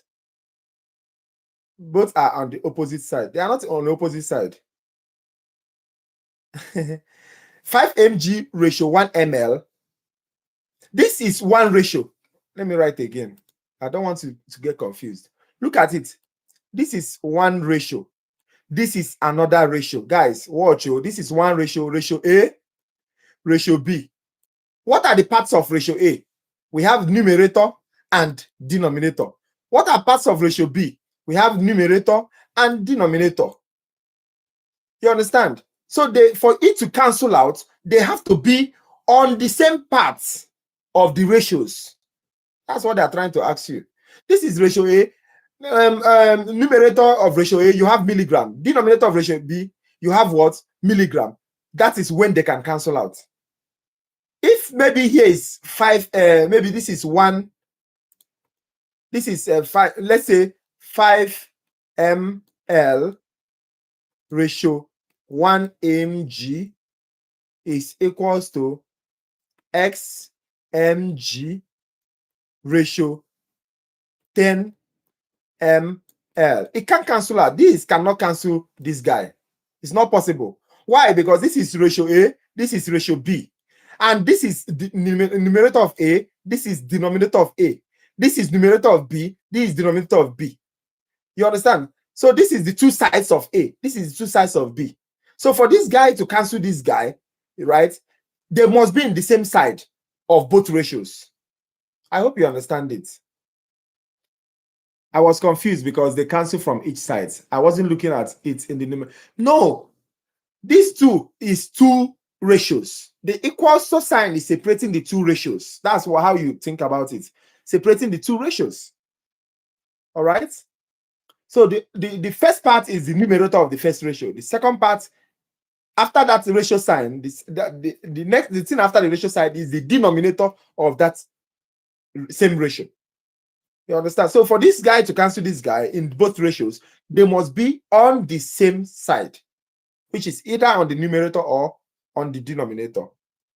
I hope I did a good job of that explanation.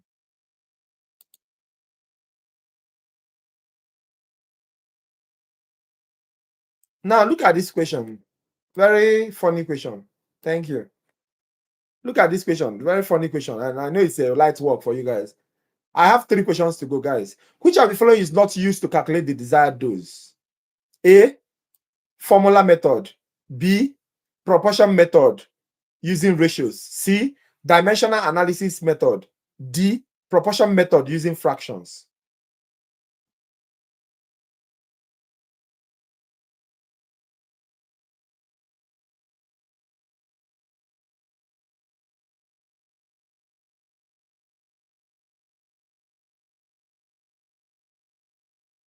Which of these is not used to calculate the desired dose? A, formula method. B, proportion method using ratios. D, dimensional analysis method. C, dimensional analysis method. D, proportion method using fractions.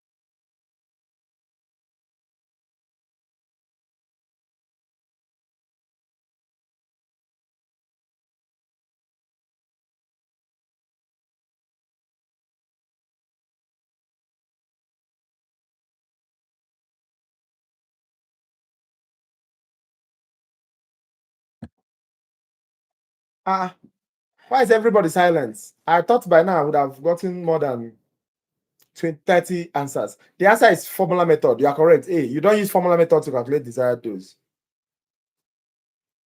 Okay.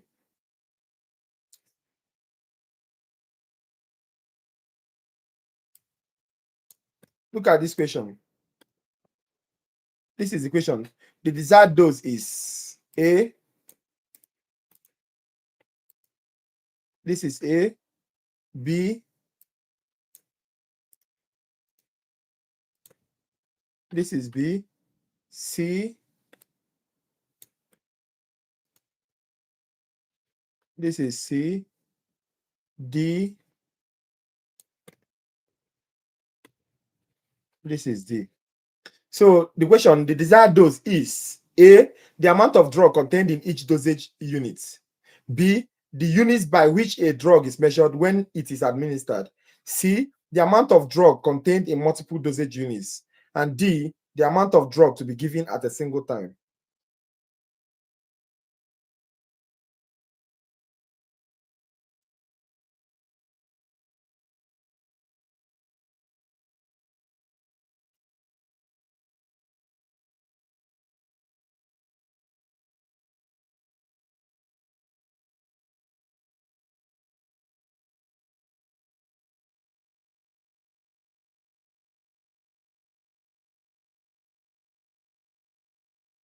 Come on, guys. Come on, guys. Yes, the answer is D, the amount of drug to be given at a single time. You're correct. So, quickly, last two questions, guys. Quickly. Last two questions. Yes, the answer is D, the amount of drug to be given at a single time. That's correct. Look at this question very fast. The prescription reads Paxil 40 milligram PO daily.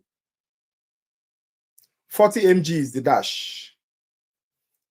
What is 40 mg?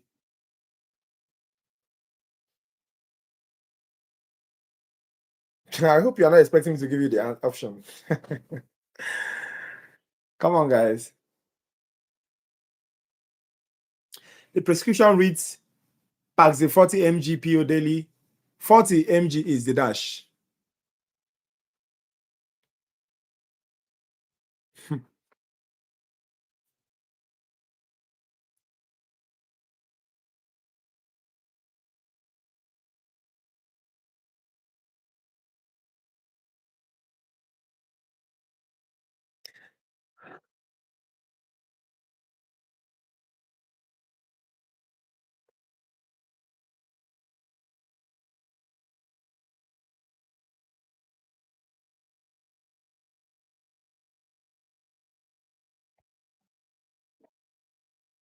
Let me read it again. I guess you guys didn't understand the question. The prescription reads Paxil 40 mg PO daily. 40 mg is what?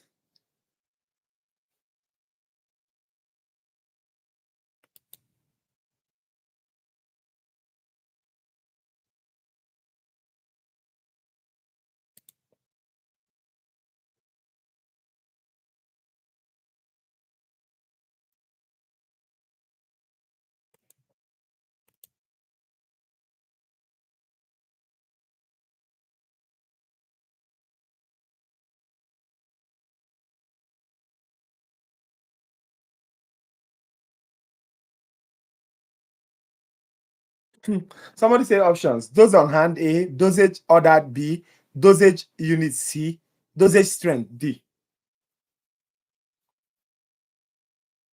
Now you guys said desired dose. First of all, desired dose is not even an option.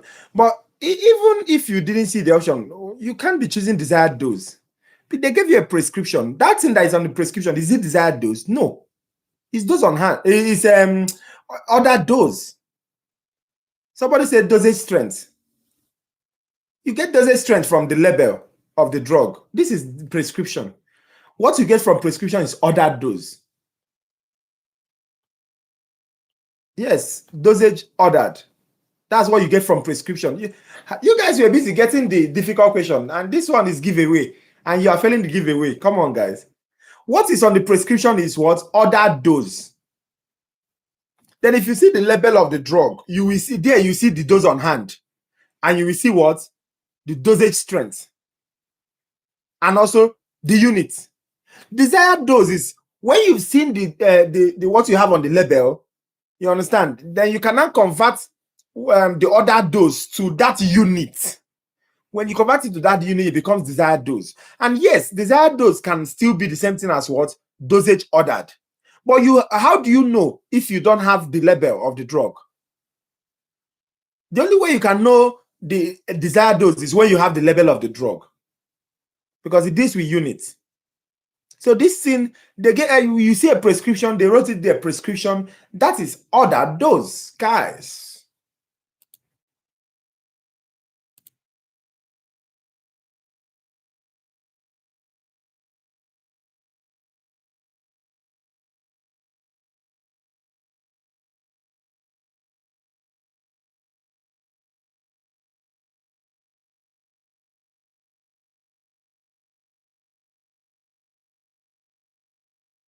All right. Look at this question. The desired dose must be in the same units of what? As the dash. Let me see.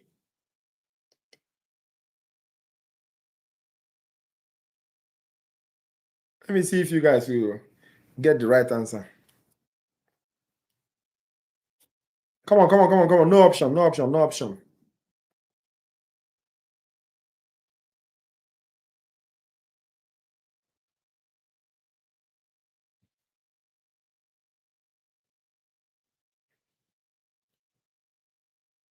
Come on, everybody.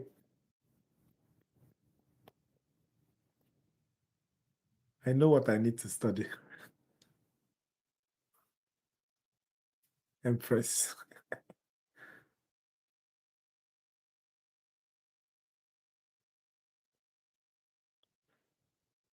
Somebody say, what's the answer? What's the answer to what?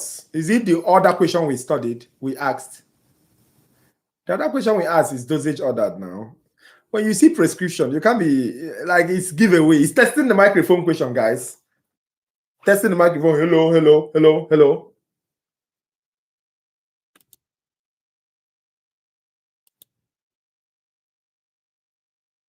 So the answer to this one, the desired dose must be the same unit of the measurement as what dose on hand. All right. Doctor prescribed in the dosage ordered is in gram, but dose on hand is in mg. You convert the prescribed that ordered dose to mg.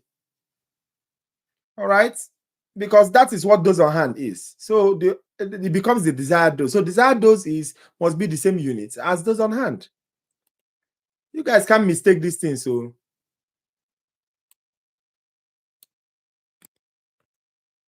all these questions are giveaway questions. So answer quickly, quickly, quickly.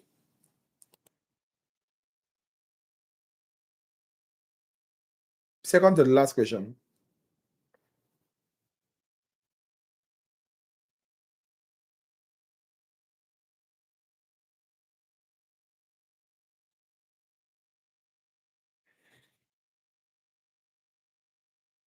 The dash is the amount of drug and frequency of administration ordered by the physician.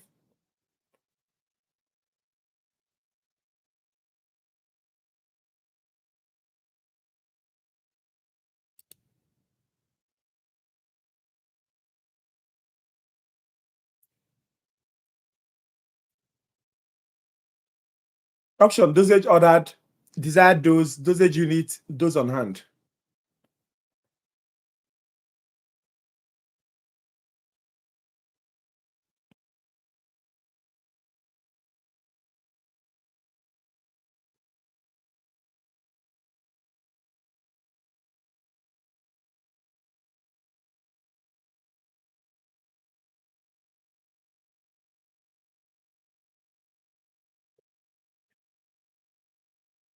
Am I hungry or I'm sleepy?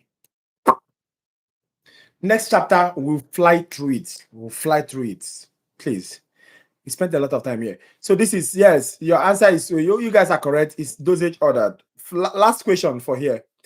The dose on hand is found on which of the following documents? A, medication administration record. B, drug label. C, medication card. D, prescription. The dose on hand is found on which of the following documents? A, medication administration record.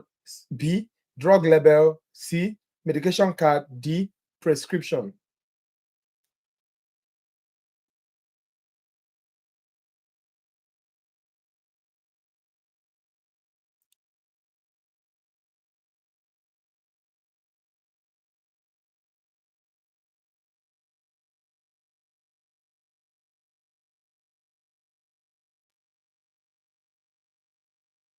Yes, you guys are so correct. The answer is label. You see, if you can master these things, you'll be fine. All right. Now, please permit me to quickly over to the other chapter. That's the last chapter. That one is very straightforward. I guess you can see it from your screen.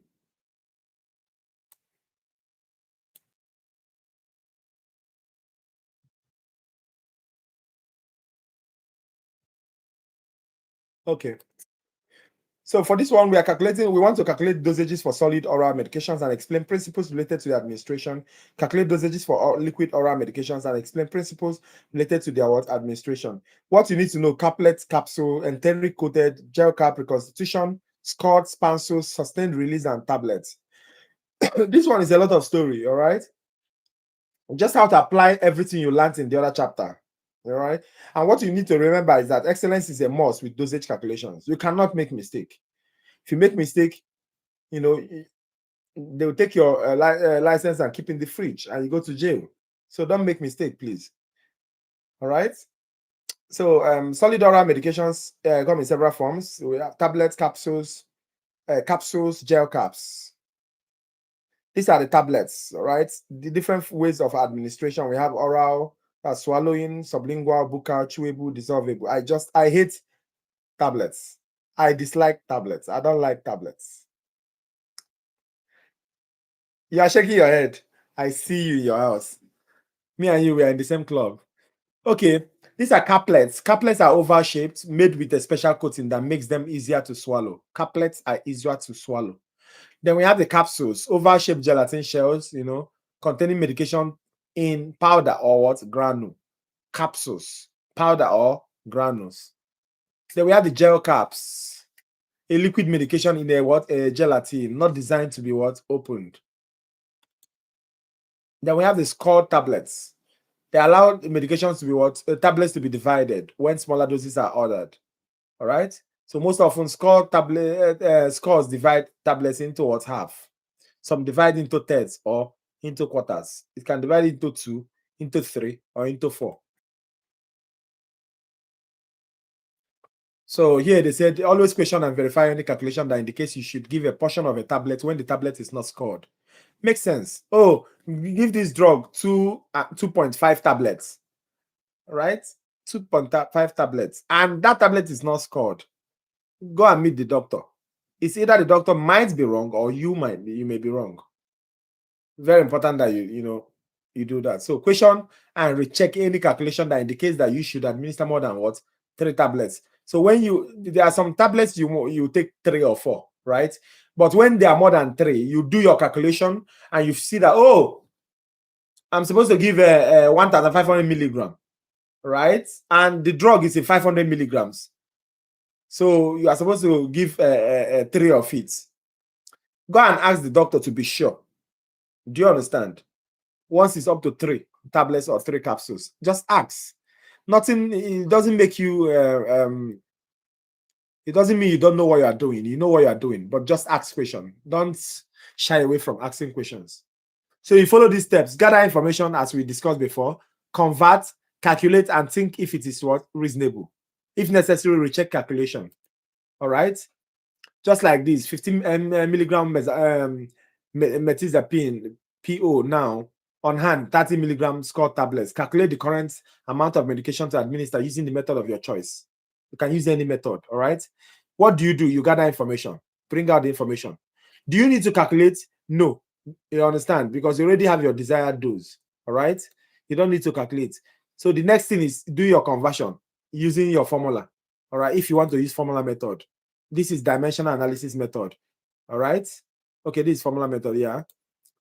Proportion formula and dimensional analysis. Okay, so that's what you need to do. It's as simple as that, straightforward.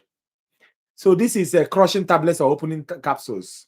Who benefits? Check the policy. All right, you may need your physician to tell you first before you start breaking or crushing tablets. When mixing with food, prepare tablet or capsule. Mix with soft foods or liquids.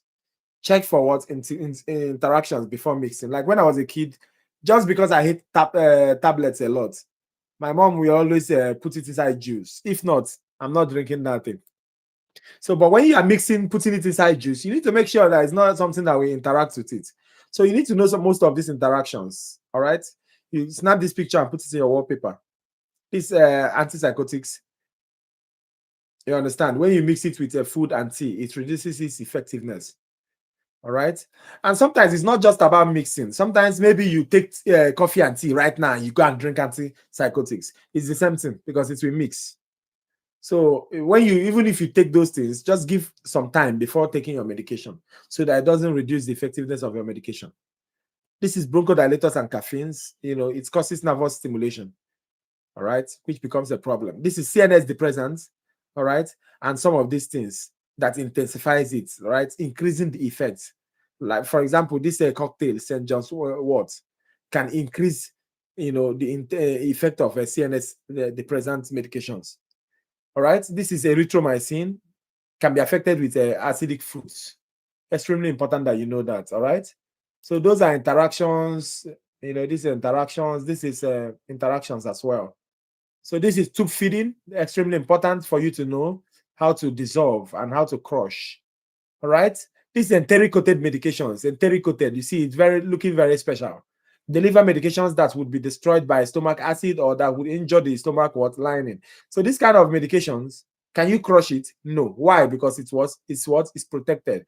So you must never be crushed, broken, or what, chewed. If you crush, break, or chew it, what will happen? The stomach acid will dissolve it, so it will no longer be effective. You understand? You will just be wasting your time. The same thing with these ones. These ones are what? Sustained release. Sustained release medication. Can you crush it? Can you chew it? No. Do not crush or dissolve. So you don't crush or dissolve enteric, you don't crush or dissolve what? Sustained release. Remember it for your multiple choice question. All right. So tube feedings, dissolve the crushed tablets or contents of the capsule in a small amount of what? Warm water. Remember, small amount of what? Warm water. If medication cannot be crushed, check for an alternative form. Ask the physician to change the order or follow facility policy. So the truth of the matter is that sometimes facility can override some of these things. Oh, did I go back? Oh, yeah, I did. So these are spansules. Spansules contain granules of medications with different coatings, all right? If you see spansule, you ought to recognize spansule. So what do you understand from the entire thing? The rule is to prevent an incorrect dose of medication, do not crush. What can you not crush? Enteric-coated medications, sustained release medications, or medications with a hard shell or coating. You cannot crush them. There's a reason. All right? Also, do not crush or alter any tablet with layers or sparkles of different colors. You must not try it. You must not crush. Tablets for sublingual or buccal use, you must not crush. You must not swallow. Capsules with seals that prevent separating the two parts. Very, very important. All right. These are how you know sustained release medications.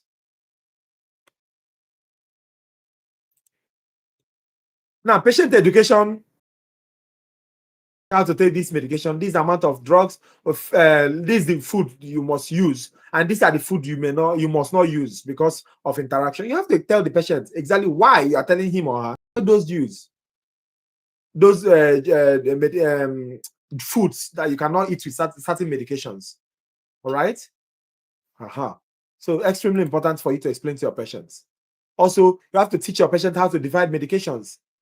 They need to wash their hand. They need to break it along the scored line. All right. They can use a knife or a pill cutter. They can do that. All right. So you can teach patients also how to drink medications. All right. So this is for your practice. This is for practice.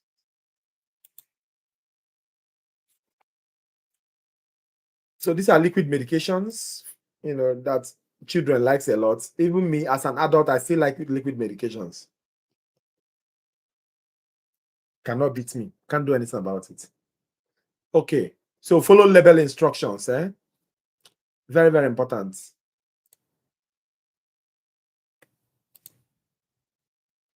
Okay.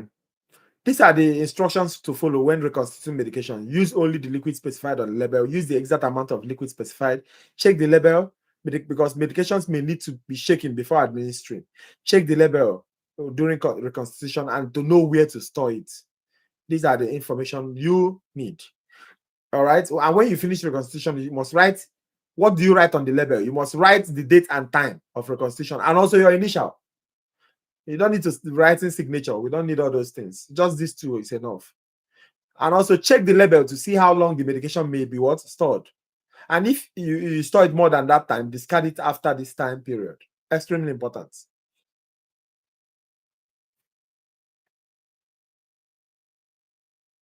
Okay, then you have to round small values. Amounts less than 1 mil, round to hundreds. Amounts more than 1 mil, rounds to what? Tenths. All right. Very important. Okay. So to calculate the volume of liquid or an oral medication, you still use the same formula, you see? The same formula, or use proportion method or dimensional analysis method. Anyone that works for you. They will give you an image like this. I will show you. All right. So this is, you just, that's the normal thing that we've done before. Then you think if it is reasonable or not.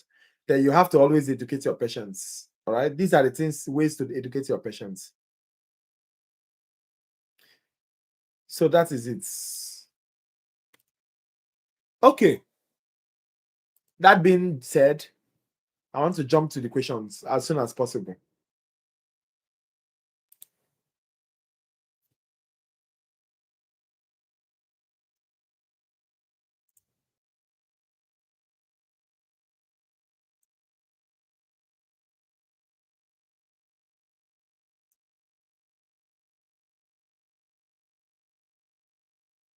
Okay. So let me test the microphone. Is everybody here? You guys are not sleeping, right? No, somebody's sleeping. I saw you. You are sleeping. Stop sleeping. Wake up. Touch yourself. Touch yourself. Touch yourself. Everybody, touch yourself. Wake up. Wake up. Wake your neighbor. Okay, let's go. Testing the microphone. Which of the following release medications? Which of the following releases medication into an area rich in blood vessel? Which of the following releases medication into an area rich in blood vessel? A. Enteric coated tablets. B. Spansules. C. Sublingual tablets. D. Gel caps.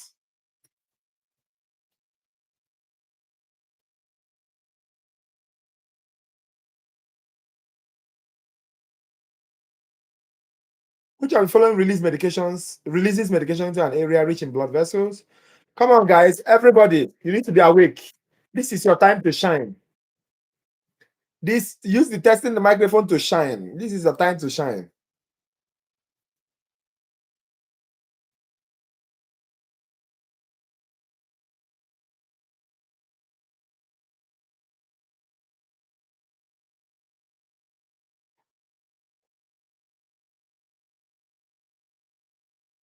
Yes, you guys are so correct. The answer is sublingual, all right? I hope I don't need to explain that. That part is very rich with blood. That's why when you get to the hospital, they want to check anemia. What do they say? They check your eyes. They do capillary refill. Then they tell you, raise your tongue. Below your tongue. Eh? See how rich, how red my own is. Too much blood. I have a lot of blood. So if that place is pale, that patient has pallor. Very important. So look at this question. Another testing the microphone. Which of the following have a special coating that makes them easy to swallow? Which one? We have caplets, we have gel caps, we have spansules, we have capsules. Really? Enteric? It seems if immediately the first person says something here, everybody tends to answer that same answer, whether it is correct or not. Which of the following have a special coating that makes them easy to swallow? We have caplets, we have gel caps, we have spansules, we have capsules. Somebody say cap. There are two caps there. We have caplets, we have gel capsules. We have caplets, we have capsules.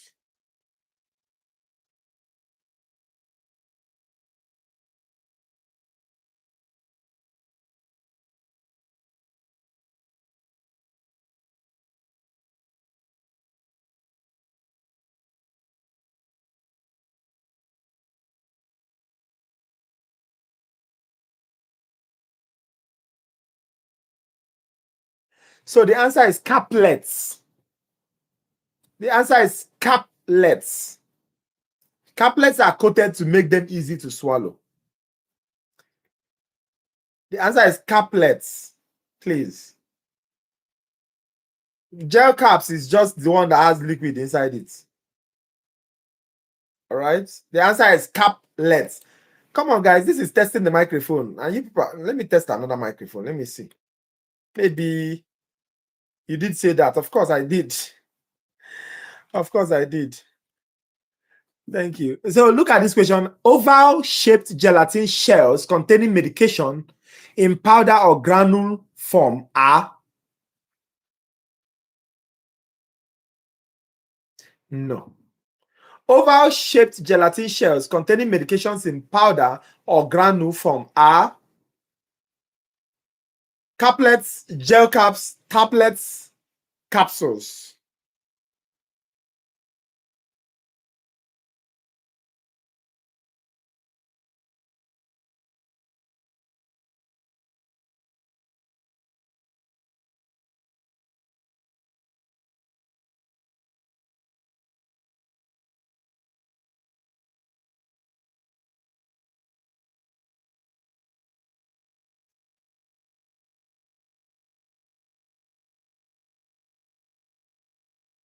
Yes, the answer is capsule, guys. The answer is capsule. You are very correct.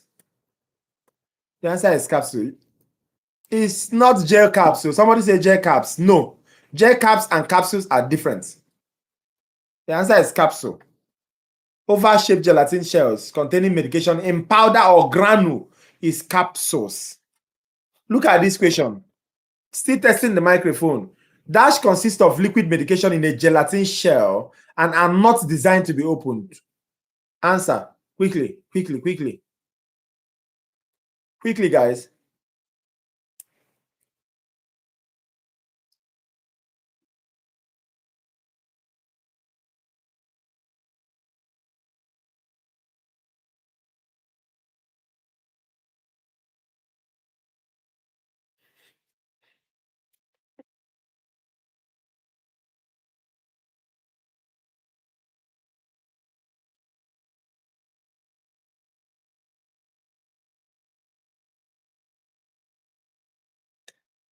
Dash consists of liquid medication in a gelatin shell and are not designed to be opened. A. Tablets. B. Gel caps. C. Capsules. C. D. Spansels. The answer is gel cap. You now see, listen, these 4 questions of testing the microphone is for you to be able to differentiate between gel caps. We said dash consists of liquid gel caps, right? The other one, oval-shaped gelatin shells containing powder or granule form, capsules. You see, which of the following have a special coating that makes them easy to swallow? Caplets. You see how they are trying to make you understand these questions. That's the idea of what we are doing now, to make you be able to differentiate them in a question way, question form, all right? So that you don't fail it in exam. Please. Look at this question.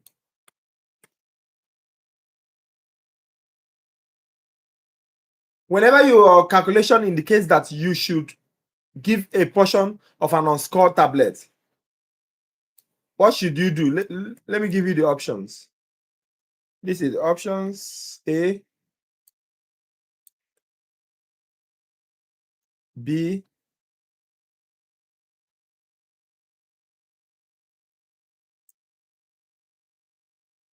C,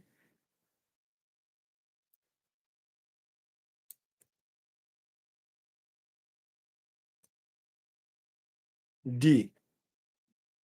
So whenever your calculation indicates that you should give a portion of an unscored tablet, you should A, recheck your calculation. B, use a pill cutter to divide the medication. C, give a whole Jesus Christ. Give a whole tablet instead. D, use a scissors to cut the tablet.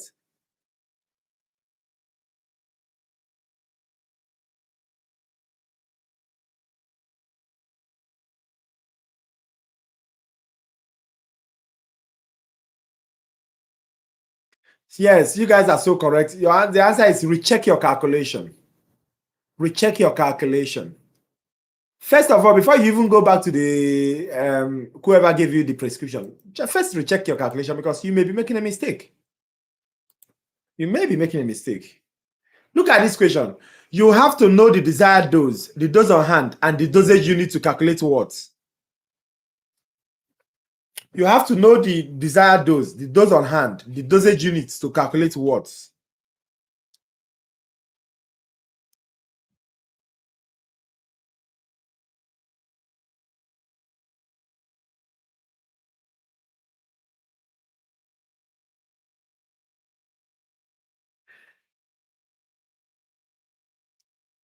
A, the dosage strength. B, the unit of measure. D, C, the amount to administer. D, dosage ordered. Quickly, quickly, quickly. Some people are already tired. I need us to hurry up. We spent 2 hours, 31 minutes. Wow. This chapter is very tough. Oh.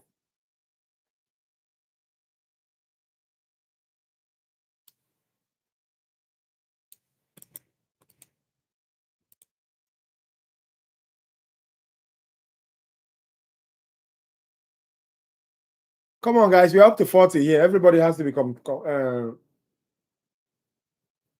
commenting.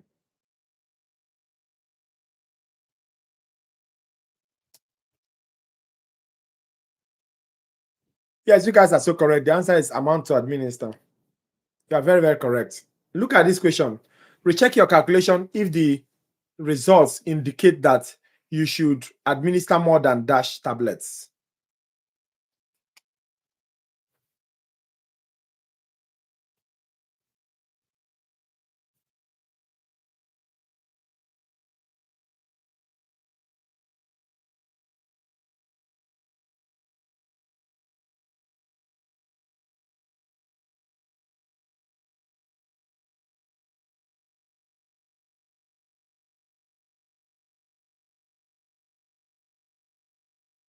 A, 3, B, 1, C, 2.5, D, 2.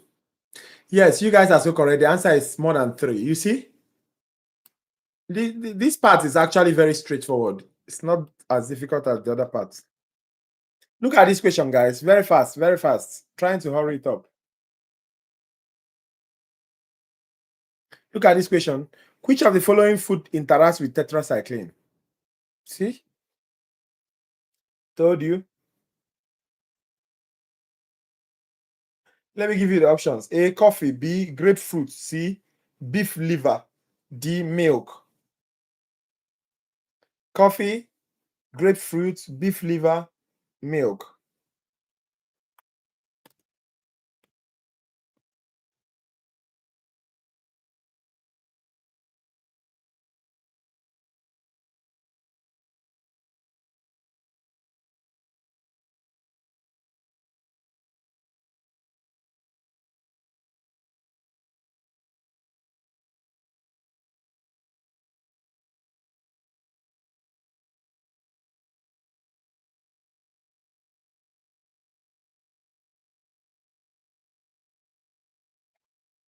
Yes, the answer is milk, guys. You guys are correct. The answer is milk. The answer is milk.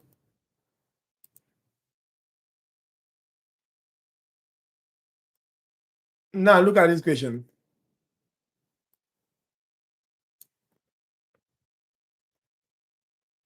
So in this instance, you see why you need to know that stuff is, which of following interacts with tetracycline. So if you are giving your patient those kind of medications or the tetracycline class, you understand? You tell your patient, no, you don't need to take milk. If you take milk, it will make that drug not to function. That is patient education.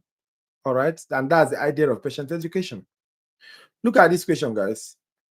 Which of these is the result of an interaction between erythromycin and acidic fruits or juices? Hold on, let me put the options for you. A, no, let me just read the option. A, decreased absorption. B, headache. C, decreased antimicrobial activity. D, muscle aches. A, decreased absorption. B, headache. C, decreased antimicrobial activity. D, muscle aches.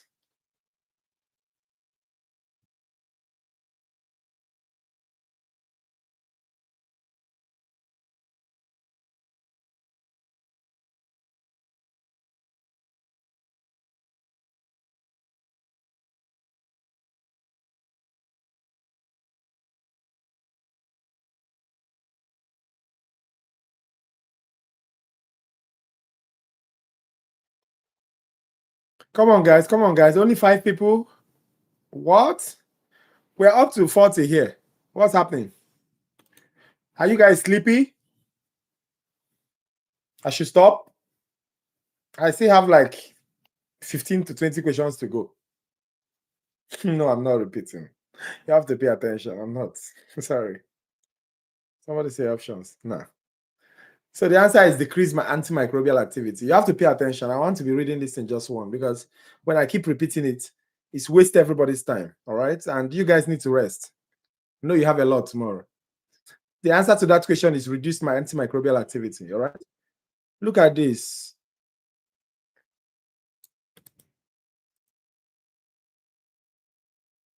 Look at this question, guys. I'll give you options. Before administering a crushed tablet through a feeding tube, you need to A,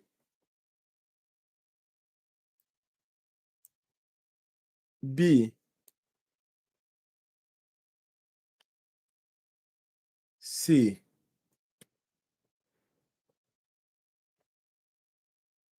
D.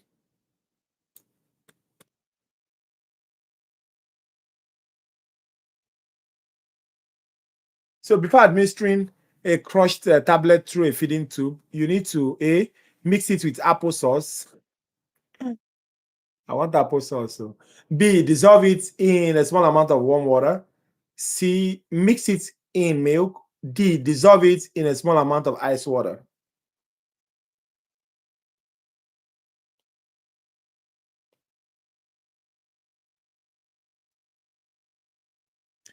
Come on, guys, let's go, let's go, let's go. There are more than 30 people here, so I need a lot of you to comment.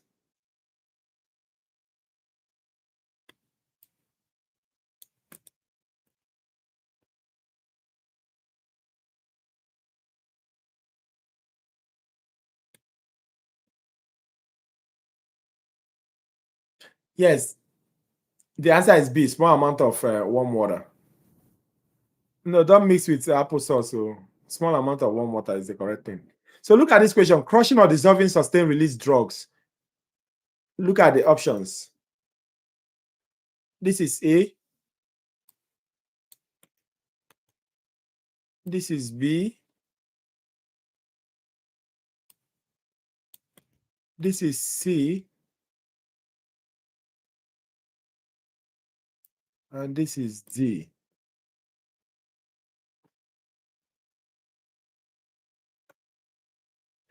Yes, B, you are correct in that question. That other question, you are correct. So this question says, crushing or dissolving sustained release drugs, A, has no effect on medication. B, prevents absorption of the medication. C, allows more medication to be absorbed than intended. D, delays the release of a medication.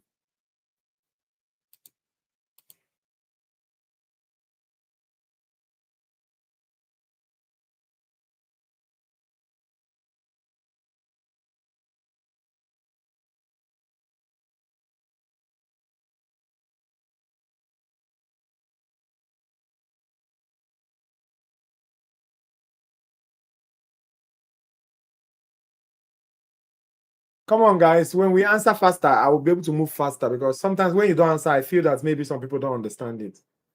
So, but if everybody is putting their answer, I need you to attempt. When you attempt, you are able to remember.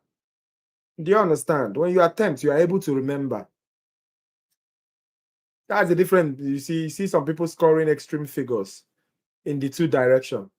Somebody is scoring 98 over 100. Somebody is scoring 40 something over 100. Those extreme figures. This is, how it happens. You see, those people that score very well, they are always there making attempts. You have to make attempts for your brain to be able to capture it and remember it. If you are just looking like this, folding your hand, looking, trust me, your brain will not capture it. You will see the question or something similar and you get confused. So please, I need everybody to always comment. Yes, that question is what? That question is B. Dissolve it. What did I even ask? Crushing or dissolving. What did I ask? Crushing or dissolving sustain. Oh, the answer is C, guys, not B. The answer is C. Not B and not A. The answer is C. Allows more medication to be absorbed than intended. Crushing or dissolving sustained release medication. It's supposed to be released gradually, small, small, small, small. But when you crush it, everything is released at once. It becomes poison, becomes toxic to the body. All right. So look at this question. So I will put the question and I will put the options. All right. Just permit me to put the option. This is the question. Option A is option A. Option B is option B. Oh,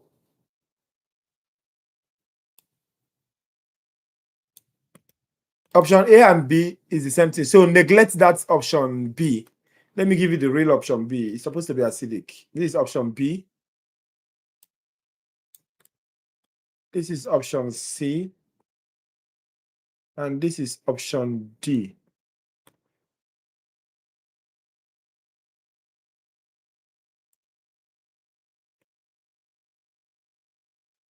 So the coating on an enteric coated tablet A dissolves only in an alkaline environment. B dissolves only in an acidic environment. C dissolves only in warm water. D dissolves only in ice water.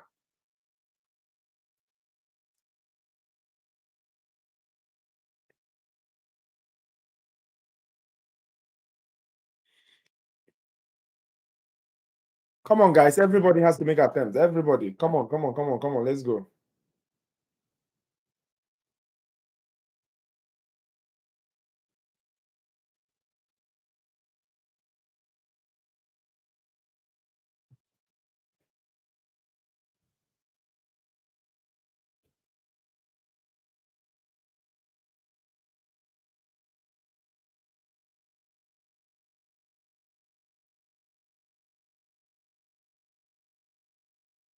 So the answer is A. It dissolves only in alkaline environment. Remember, enteric coated is because the acidic content of the stomach will destroy it.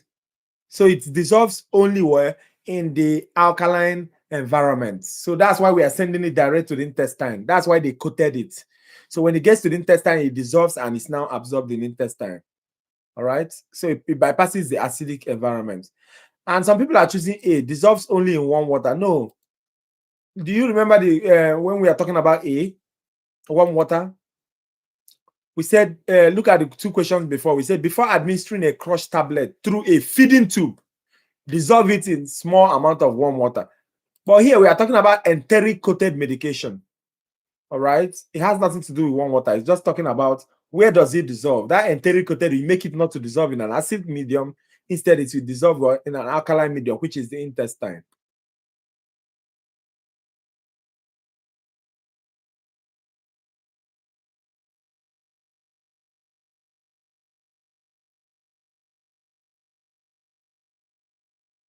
Which are measured in small units of volume.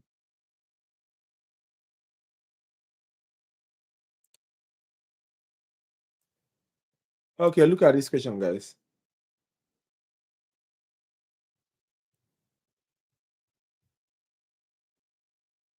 I'll give you options. Option A.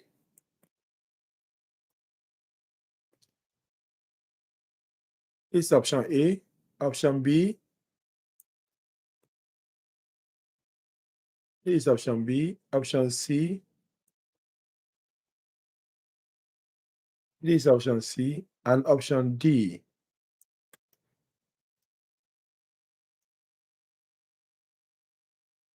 So when reconstituting liquid medications, A, use any liquid available. B, select the strength that will allow the desired dose to be administered in the largest volume. C, use only what? Sodium chloride. D, use only the liquid specified on the drug label. Answer. Everybody make attempt. Everybody make attempts.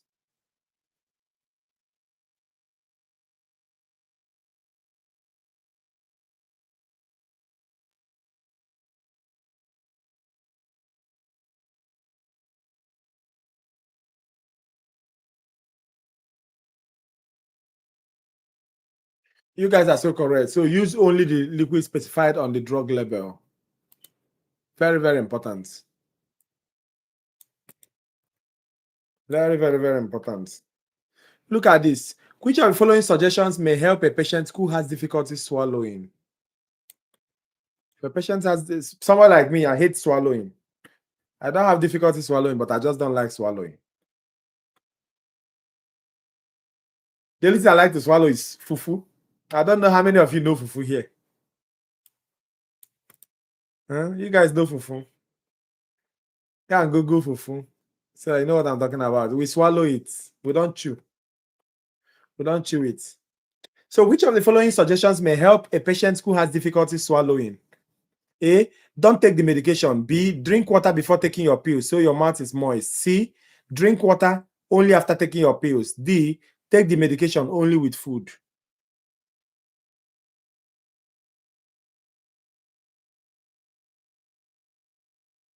Oh, you want? Anytime you see me in school, just remind me. All right?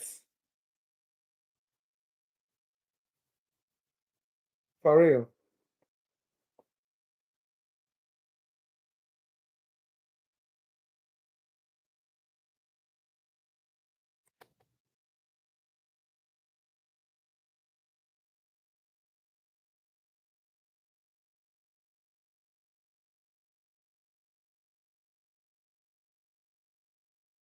Yes, you guys are so correct. You drink water.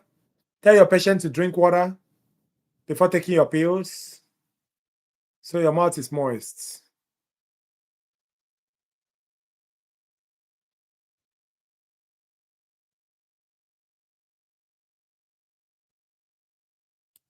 If you take red wine and hot cheese before taking your MOAs, look at this question. So, yeah, you guys are correct in that. Somebody said, I'm hungry and tired. Me too. But don't worry, we're almost done, all right? You see, this question is very fast because you guys are really getting the answer. Look at the option. I'll give you option. A.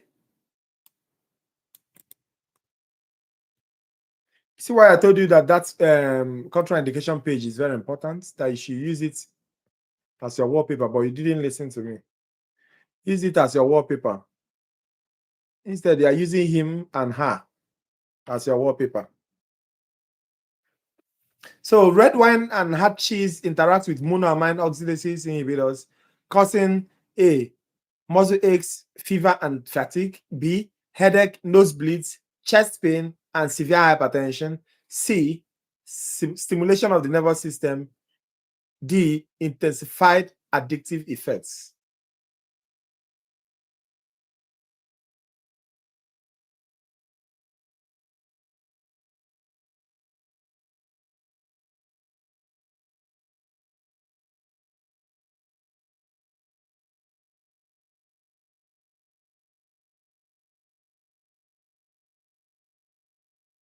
Come on, guys. Red wine and hard cheese, they interact with MOAs, causing what?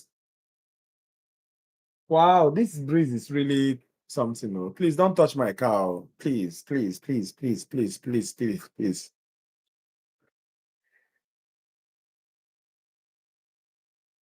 He said, don't sleep, Professor. No, I'm not sleeping. Even when I'm done with you guys, I will still not sleep till maybe next 2 to 3 hours. I have a lot of things doing. I'm closing my eyes. Oh, am I? No, I'm not sleeping. I'm not. So the answer is B. You guys are very correct. Headaches, nosebleed, chest pain, and severe hypertension. Please remember that. I tell your patients when they are taking medication, any medication, they should just avoid alcohol. It's as simple as that. Like, say I'm sleeping. They should just avoid alcohol. Look at this question. Before mixing a crushed tablet or open capsule with soft food or liquids, you should. I'll give the option, guys. Just a little patience. Incoming, incoming. A.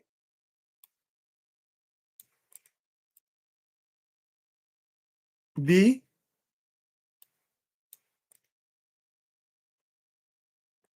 C.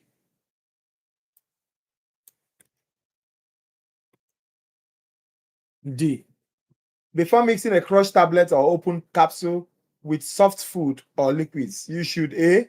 Determine how much of crushed tablet or open capsule to give. B. Bring the temperature of the food or liquid to room temperature. C. Check for food and drug interactions. D. Check the patient's blood pressure.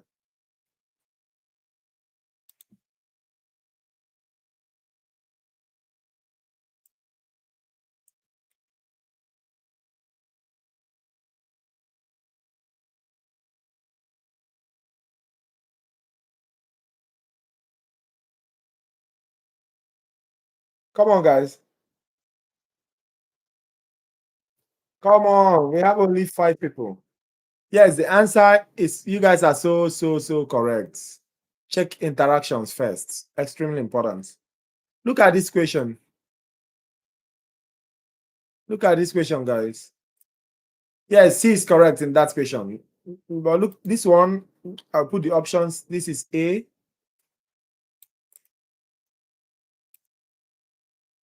This is B.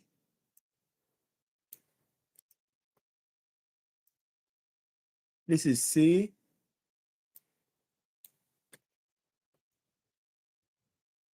This is D.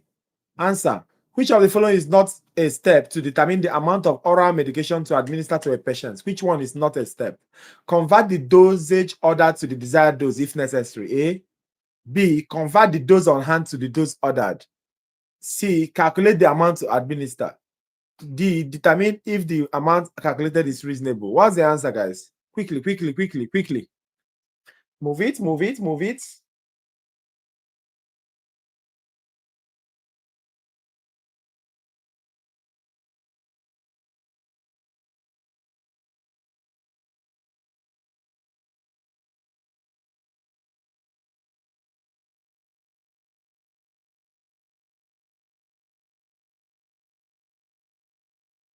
Move it. Move it. Some people say A, some people say B. Which of the following is not a step to determine the amount of oral medication to administer to a patient? Come on, guys. Let's go. We have 35 people here. I want you guys pour in the answers. Pour answers. Pour it. This one is not calculation, though, so you are not. It's not calculation, so you don't have any reason. So I have A, B, and C. Remember, the question they ask is which one is not?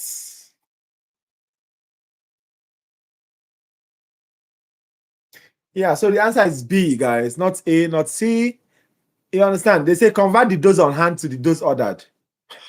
Why do I want to convert anything to dose ordered? Dose ordered, you already gotten it from your prescription. They will always give you prescription.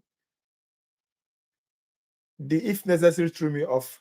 Yes, now convert the dosage ordered to the desired dose if necessary. If necessary means if your dosage ordered, like if your dose at hand, right, the unit is the same thing as your dosage ordered, then you don't need to convert.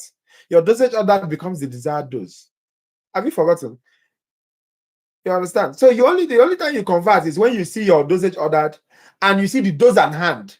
Both of them are 2 different units. That's when you convert to the unit of the dose at hand, which will now become what? The dosage, the desired dose.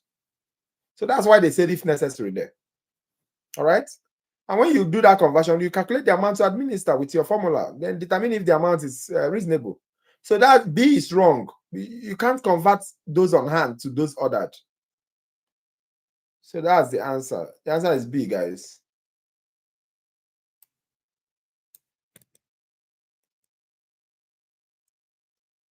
Look at this question, guys. I'll give you the options. This is A.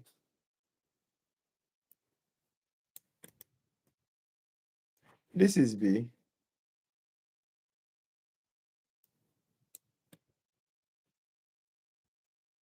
This is C.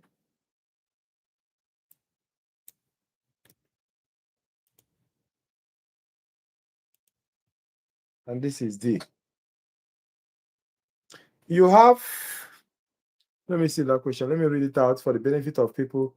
Please, if you've not subscribed to this channel, try to subscribe. Put on your notification bell, all right? And I want you to make comment later on. When you are watching this video again, make comments. You have calculated the amount to administer for a start order for KCL tablets, and your order and your calculation indicates that you should administer 8 tablets. What should you do next? 8 tablets. Give a medication. Give half now and the rest in 2 hours. Check the calculation again. Do not give the medication. Answer. Quickly. Yes, you guys are so correct. The answer is C. All right. Which is to check it again. Your calculation. Look at this question, guys. Now, for people that are sleeping, do like this. Don't slap yourself too hard, please, before you injure yourself and you sue me that I'm the one that told you to slap yourself. So, but do like this and wake up yourself, all right? You need to wake up because now we come to the major part. I'm giving you only 10 questions and we are done. But these 10 questions are tough questions. So pay attention. We've been, all the other questions has been jollof rice. Jollof rice. Now let's eat the swallow, the egusi soup. So look at this question. Give me the answer quickly. What's the amount to administer?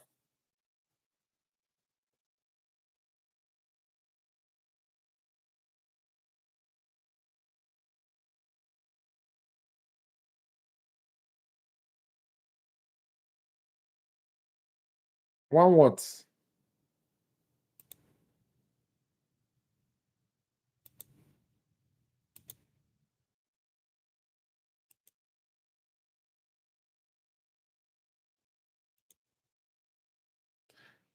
Come on, guys. Let's go. Let's go. Let's go. Let's go. Let's go. Let's go. Yes. You guys are so correct. The answer is 1 tablet. Is there anybody that does not know how we got this question?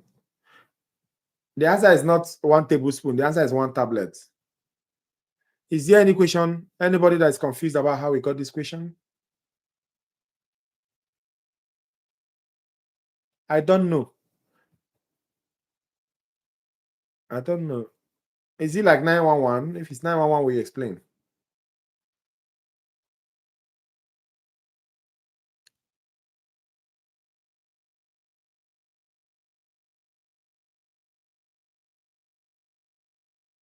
Everybody seems to understand it. So for the person that doesn't understand it, I told you the first thing you need to do is to write out your parameters. Never mind, I know. Okay. Write out your parameters. You understand? Yes, 9 more questions to go, of course. Or even less than 9 more questions. Not really 9 more questions, less. So write out your parameters. H is 600 mg, Q is score tablets, right? Then O is 0.6 grams. So convert the units, right? Convert the units. And you get a D is equals to what? Desired dose is equals to what? 600 mg. No calculation is necessary. 600 mg, that's 1 tablet. And 1 score tablet, and you're good to go. It's very straightforward. So look at this question quickly. Yes, that question is 1 score tablets. You're correct. Look at this question, or 1 tablet. Look at this question. So I should give them a question like that.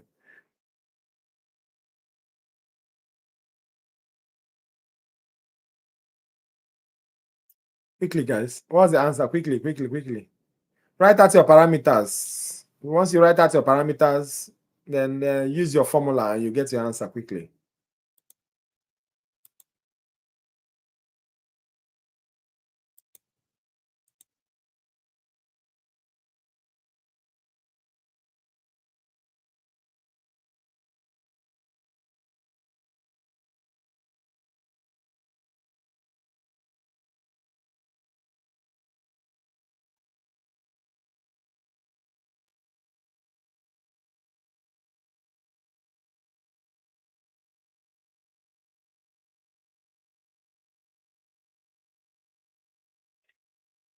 Yes, the answer is 2 tablets. Just write out your parameters. You get your H, here's your 25 mg, Q, 1 tablet, D, 50 mg. Use your formula, all right? A is equals to what? D over H times Q. So A is equals to 50 mg over 25 mg times 1 tablet, all right? Mg cancels mg. 25 divided by 50 is 2. 2 times 1 is 2, which is 2 tablets. And you're good to go. Somebody said 50 divided.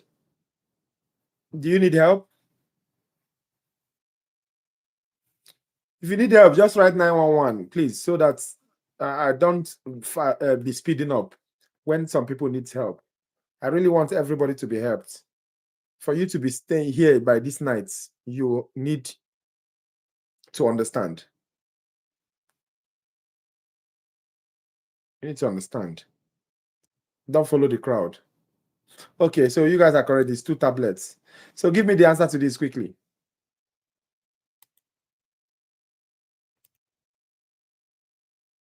Oh, I have not been reading these questions because there are some people that when they watch the videos, they don't see this our comment. So I will read the first questions. The first question was calculate the amount to administer. Order the 0.6 gram PO daily. On hand is 600 mg Scott tablets. And we did that conversion. Our H is 600 mg, Q is Scott, 1 Scott tablet, O is 0.6 gram. All right. And when they say we should calculate the amount to administer, we use our formula and we get 1 tablet. Then the other question before this current one is find the amount to administer. Order this Ultram 50 mg PO daily PRN pain. On hand, Ultram 25 milligram tablets. This one is very straightforward. Our H is 25 milligram, Q is 1 tablet, D is 50 mg. When you put your formula, A is equals, we become what? A is equals to what? 50 over what? H. That's 50 over 25. That's D over H times 1 tablet. You get 2 tablets. So that's how we got our answer. And then this current one is find the amount to administer. Other doses, tapazole 15 milligram PO 4 times a day. On hand, tapazole 5 milligram tablets. So just write down your this thing parameters. H is equals to 5 milligram, Q is equals to tablets, D is equals to what? 15 milligram. That's it. Yeah, then you do your A. What is A? A is equals to Q over, sorry, A is equals to what? D over H times Q, which is 15 milligram over 5 times 1 tablet. What does it give you? It gives you 3 tablets. So people that choose 3 tablets, you are correct. Just write you must write your what? Your parameters. H equals to 5 milligram. Q is equals to 1 tablet. D is 15 milligram.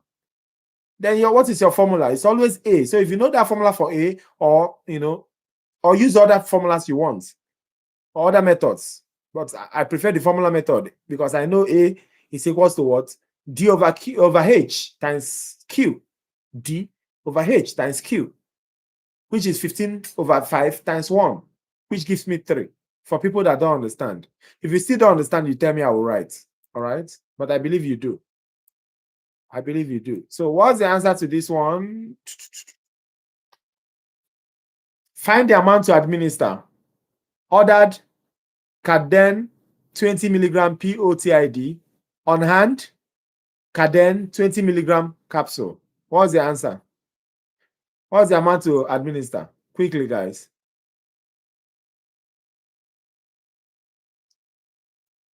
1 what?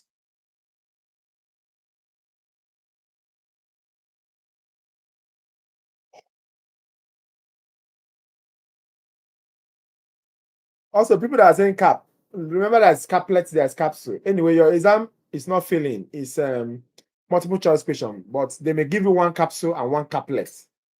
You need to know which one you're talking about. Yes, you are so correct. The answer is what? 1 capsule.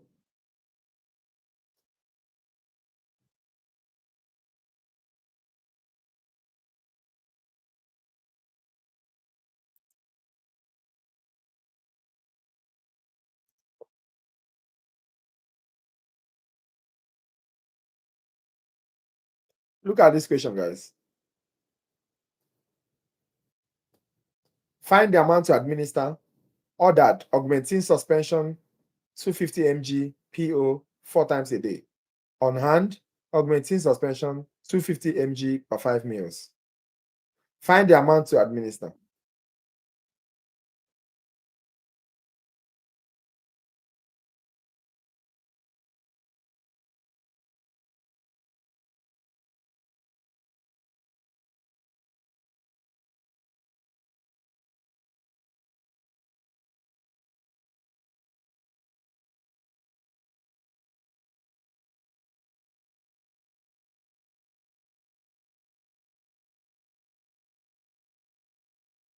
Okay, the answer is 5 meals. And I believe everybody understands that question. These are just very straightforward questions. I have 4 questions to go. Just 4 questions to go. And you go and rest. You guys have tried so much. Yes, 5 meal. You are correct. Just solve it, you get 5 mils. Of the doses on hand, you would select dash to administer the ordered dose. Ordered fluconazole suspension 25 milligram POQID. So let me give you the options. I think you will need options in this one. Thank you for the calculation. This is A. This is B.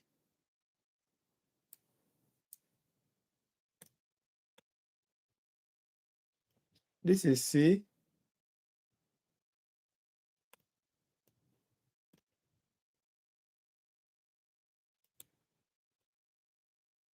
And this is D.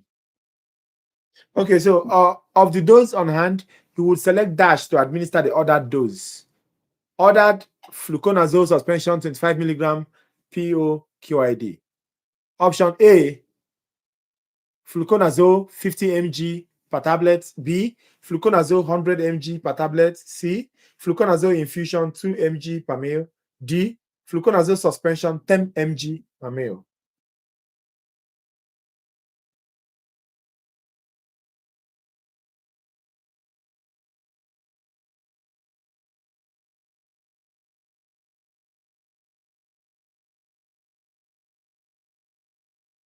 Only 3 people. What happened? Is this one difficult? This one is straightforward now.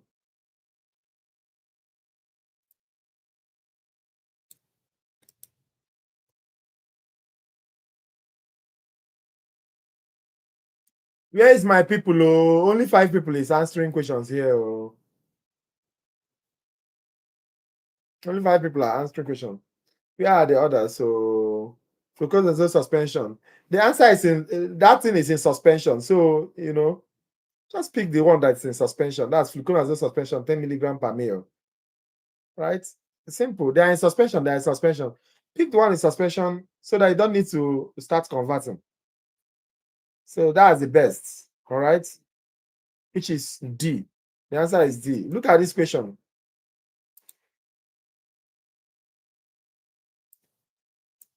I'll give you option. This is A. This is B.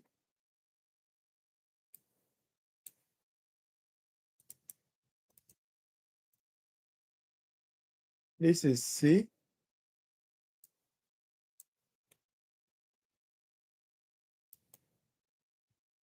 This is D.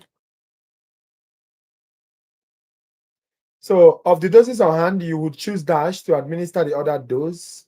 Ordered compazine 7.5 milligram PO now. Options A, campazine syrup 5 milligram per ml.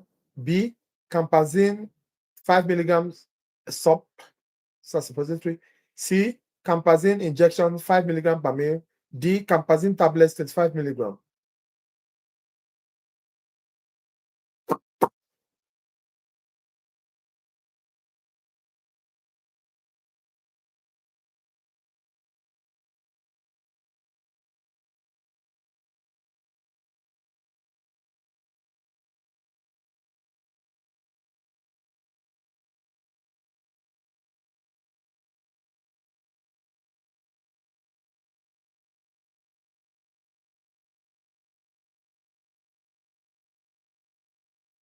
So you guys are very correct. The answer is campazine syrup 5 milligram per ml. Somebody is saying D, campazine tablets 25 milligram. You understand? If one tablet is 25 milligram, how do you give 7.5? You break it, keep breaking it into 3 places or what? That's why you can't do that. So the syrup is the best for that question. All right. So I have 2 more questions to go, or 3 more questions to go. This one, the question, I'll give you option. I meant to say A low. Okay. You meant to say A. This is option A, B,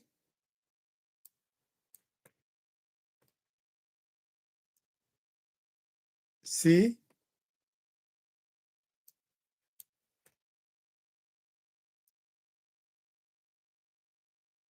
D.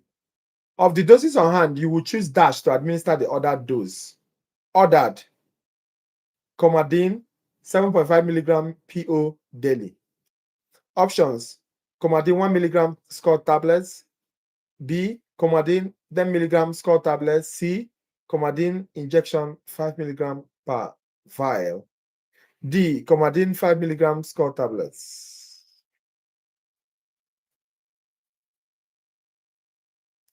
Come on, guys. Come on, come on, come on. We have just 3 questions to go and you'll be done. So I need you to increase the energy for me.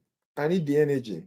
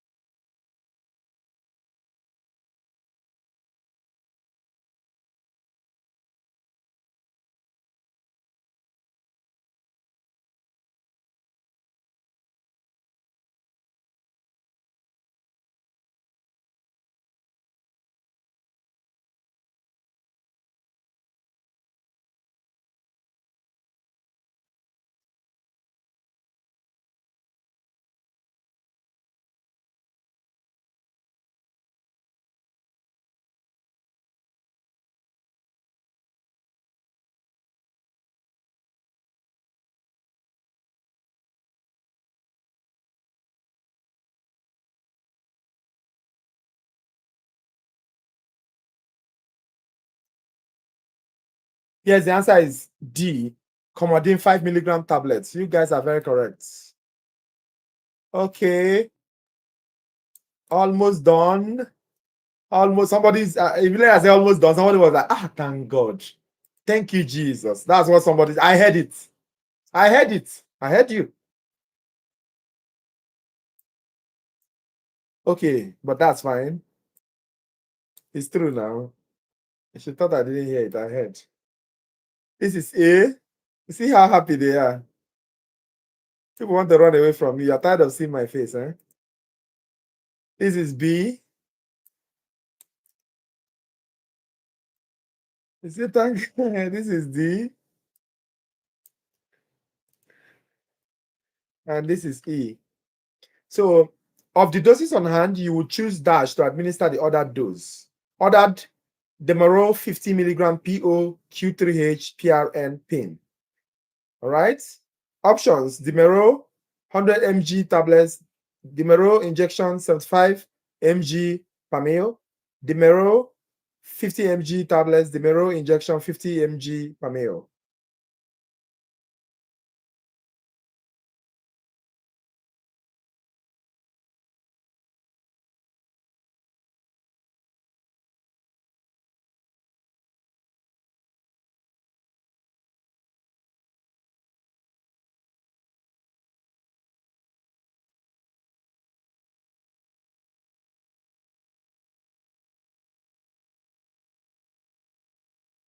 Yes, you guys are so correct. The answer is C, Demerol 50 milligrams tablets, mg tablet. This one is very straightforward.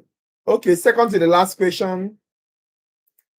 I need to give this question very fast because I need to go and check my car to know if this breeze has taken my car. And I will just cancel coming to school. Of the doses on hand, you will choose dash to administer the ordered dose. Ordered Lanozine 0.5 milligram PO daily. Options. Let me give you the options. I forgot I didn't give the options. A, B,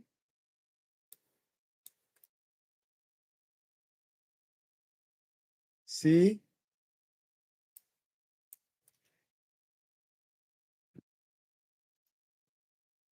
D. What's the answer?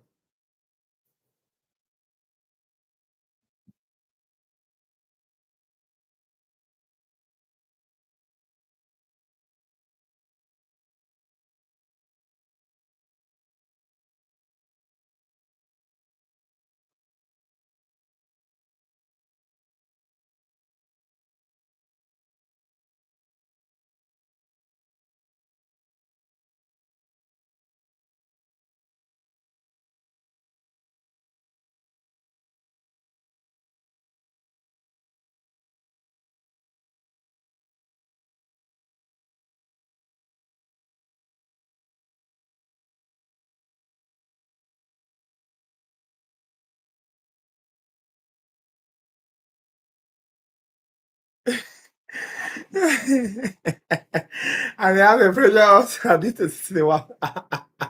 How about me? Do you know how long I hey, Jesus Christ? Let me not see. Let me not see. My tissue is numb. As I'm even talking to you, you guys, I'm massaging my leg. But it's not because of sitting down one place, just because of my leg that is having issues.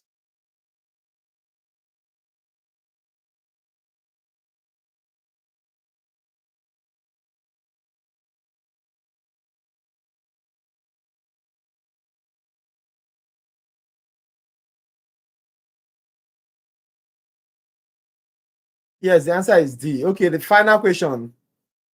I know everybody's waiting. Everybody was like, what is delaying, slowing this boy down? Final question. The patient has taken a total of 6,000 milligram of Keflex as ordered by the physician. The patient was prescribed one capsule every 6 hours for 6 days.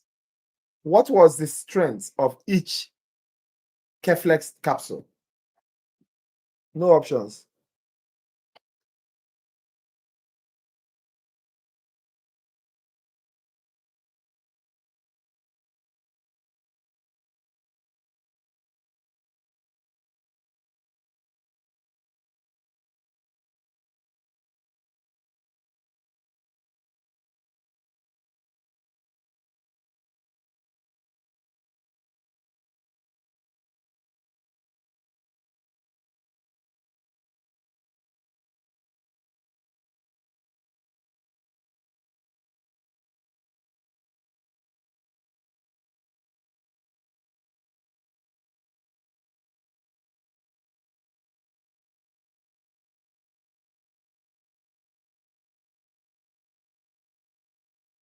Come on, guys. I need everybody to attend. This is the last question now.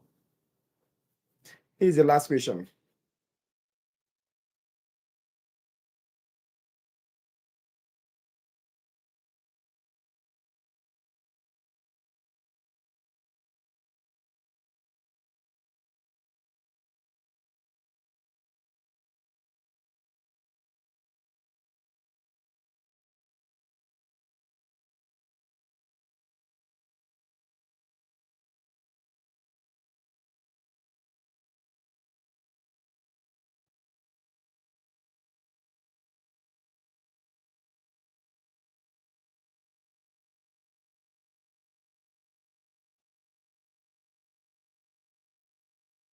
Okay, yes. So you guys are so someone say 911. Okay, this one I don't need to write. The patient they say the patient has taken a total of how many? 6,000, right? Uh-huh. 6,000 milligram of Keflex as ordered by the physician. The patient was prescribed one capsule every 6 hours. One capsule every 6 hours for 4 days. You understand? If one capsule every 6 hours for 4 days is how many? That means in a day, the patient is taking what? 4 capsules in a day. All right. For how many days? 6 days. So if you multiply 4 times 6, what will it give you? 24. All right. And there is a total of 6,000 milligrams of Keflex. So divided by 24, you get 250. It's straightforward. Think about it. The total is 6,000 milligram, right? And the doctor prescribed one capsule every 6 hours for 6 days. How many 6 hours do we have in one day? 24 hours. That's 24 divided by 6. That's 4. You understand? That means each hour is 6 hours, one capsule. Each 6 hours, one capsule. That means in a day, the person take 4 capsules. For how many days? 6. So 4 times 6 is 24. 24 capsules. So the total milligram is 6,000. So just divide the total milligram by 24. From 24, is it capsule? Yes, 24 capsules. All right, you get 250, meaning that each capsule contains 250 milligrams. It's as simple as that. The option is 75 milligram, 125 milligram, 225 milligram, 250 milligram. The person that said 911, do you understand? If you don't understand, I will write. Do you understand? If you don't understand what I said, I will write. So I need you to tell me a yes or a no. The person that said 911. Clear as water. Nice.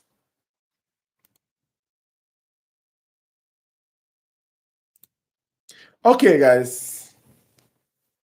You cannot do like this. Stretch yourself. Like, you can even stand up and dance if you want. I hope it was nice. Yeah, for me it was nice. This one is a little bit shorter. It's just the first one that made us spend almost 2 hours just on the first one, and it's very important that you know it. I like the fact that you guys we answered a whole lot of questions that look alike. So now you won't have a problem knowing the dosage, this dosage, that dosage. The only thing they can give you in the clinic is amount. That's it. Amount. You understand? In your exam, just know the how to get the desired dose. Those at hand. Amount. The same formula. The same thing. You don't need to know all the methods. Nobody's asking you all the methods. Just understand the whole method, because there are some questions that they may ask you, that you need to know all the methods. Like the question that I was talking about, in proportion method, blah, blah, blah, this. Do you understand? So you just need to have a superficial idea of the entire method, but have one in your hand that you use. How many questions? It depends on the spirits. For people that are in my class tomorrow, it depends on the spirits. Whatever the spirit tells me. Hmm? The spirit said 20 questions, I'll give 20. Spirit says 50, I'll give 50. Spirit says 70, I'll give 70. But I don't think it will be more than 30, 60 questions. No. All right. So thank you guys very much. I appreciate you all. Yeah, thank you. Yes, this you're not telling the spirit what to say. I hope the spirit will listen to you.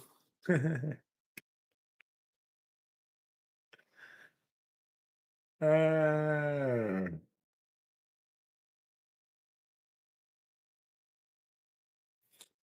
I hope the spirit will listen to you.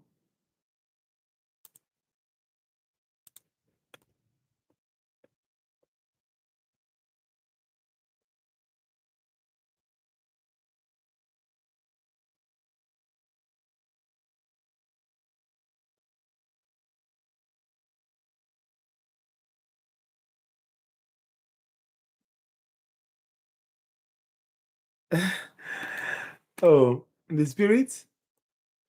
You people want to influence the spirit. Eh? You want to influence spirit. Please leave the spirit alone. Oh. The spirit is tired.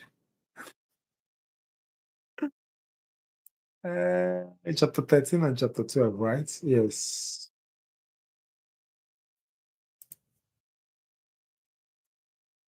Spirit says, leave me alone.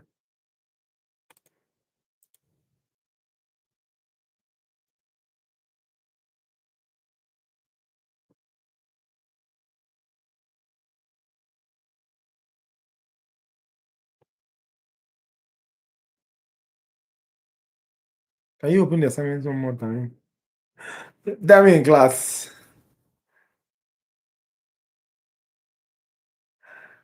Uh, tell me when we see in class, you tell me. Let me look at your eyeball to eyeball.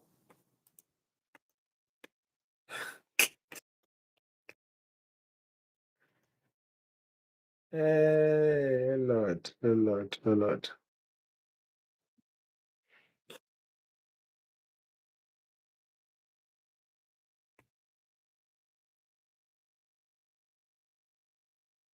And that's some individual versions.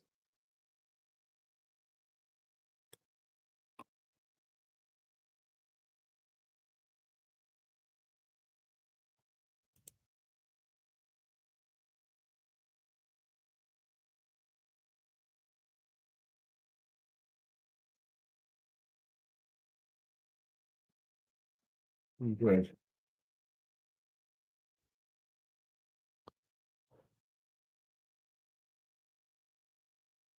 Who is coding you? Me. Yeah, you can. I don't used to code anybody. That's why I said talk to me in class. You understand? Because I don't know your individual names. Like I really don't know anybody's name here. There are a lot of people now. It's not just you people that I teach. There are a whole lot of people from all over the world that are joining in the live. So I don't really know the names. What I'm seeing, like I'm seeing twins. I'm seeing Mamo, Kings. I'm seeing Dumas. So so that tells you that I don't know everybody.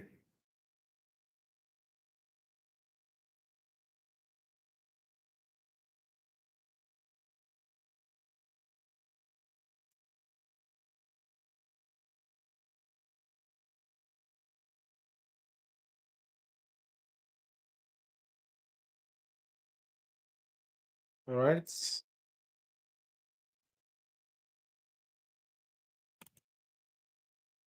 This is exam 4, right? Exam 4. I guess I think so. Exam 4.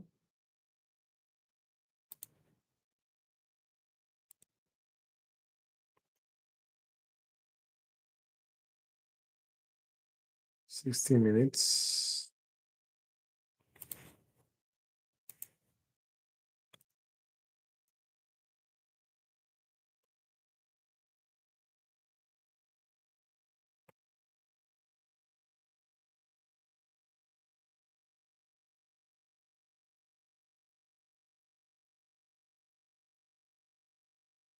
Today is what? Today is 6th.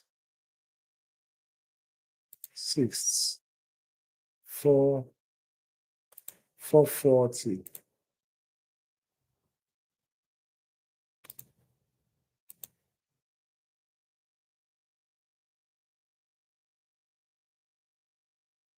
Now, no. Talk to me in class.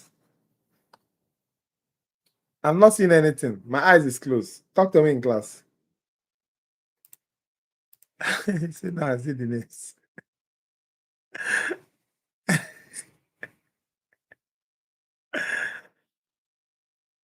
It's okay. It's okay. Not a problem.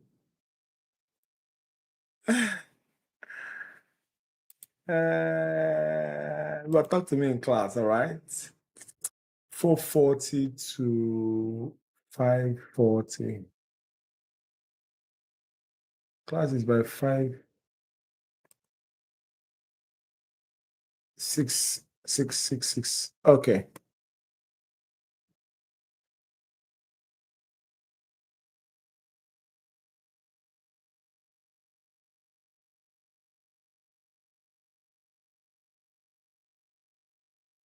Yes, not exam 4.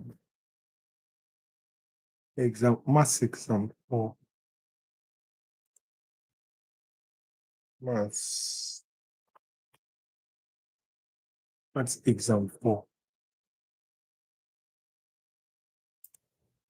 Sorry.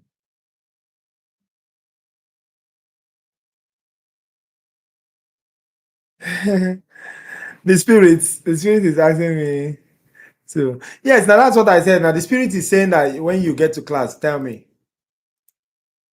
All right. Maths exam 1, 2, 3. Maths exam 4. Okay. Okay. And I don't even know the assignment you're talking about. So assignment 3. Somebody said assignment 3. Mamuf. I don't know who Mamuf is.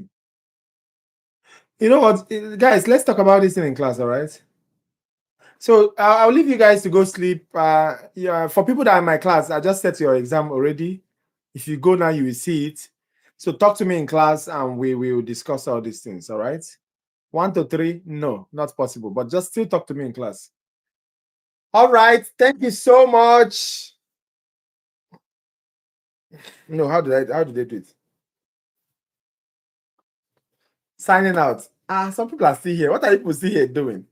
Signing out. Take care of yourself. All right. If you've not subscribed, make sure you subscribe. I'll see you today, later today, for people that are in my class. And the other people, make sure if you can come on Sunday to join us, 6 p.m. 6 p.m. That will be the best. All right. So I'll be ending the stream now. I'm done with this. I'll be ending the stream now. Talk to you later. Take care of yourself. Bye bye.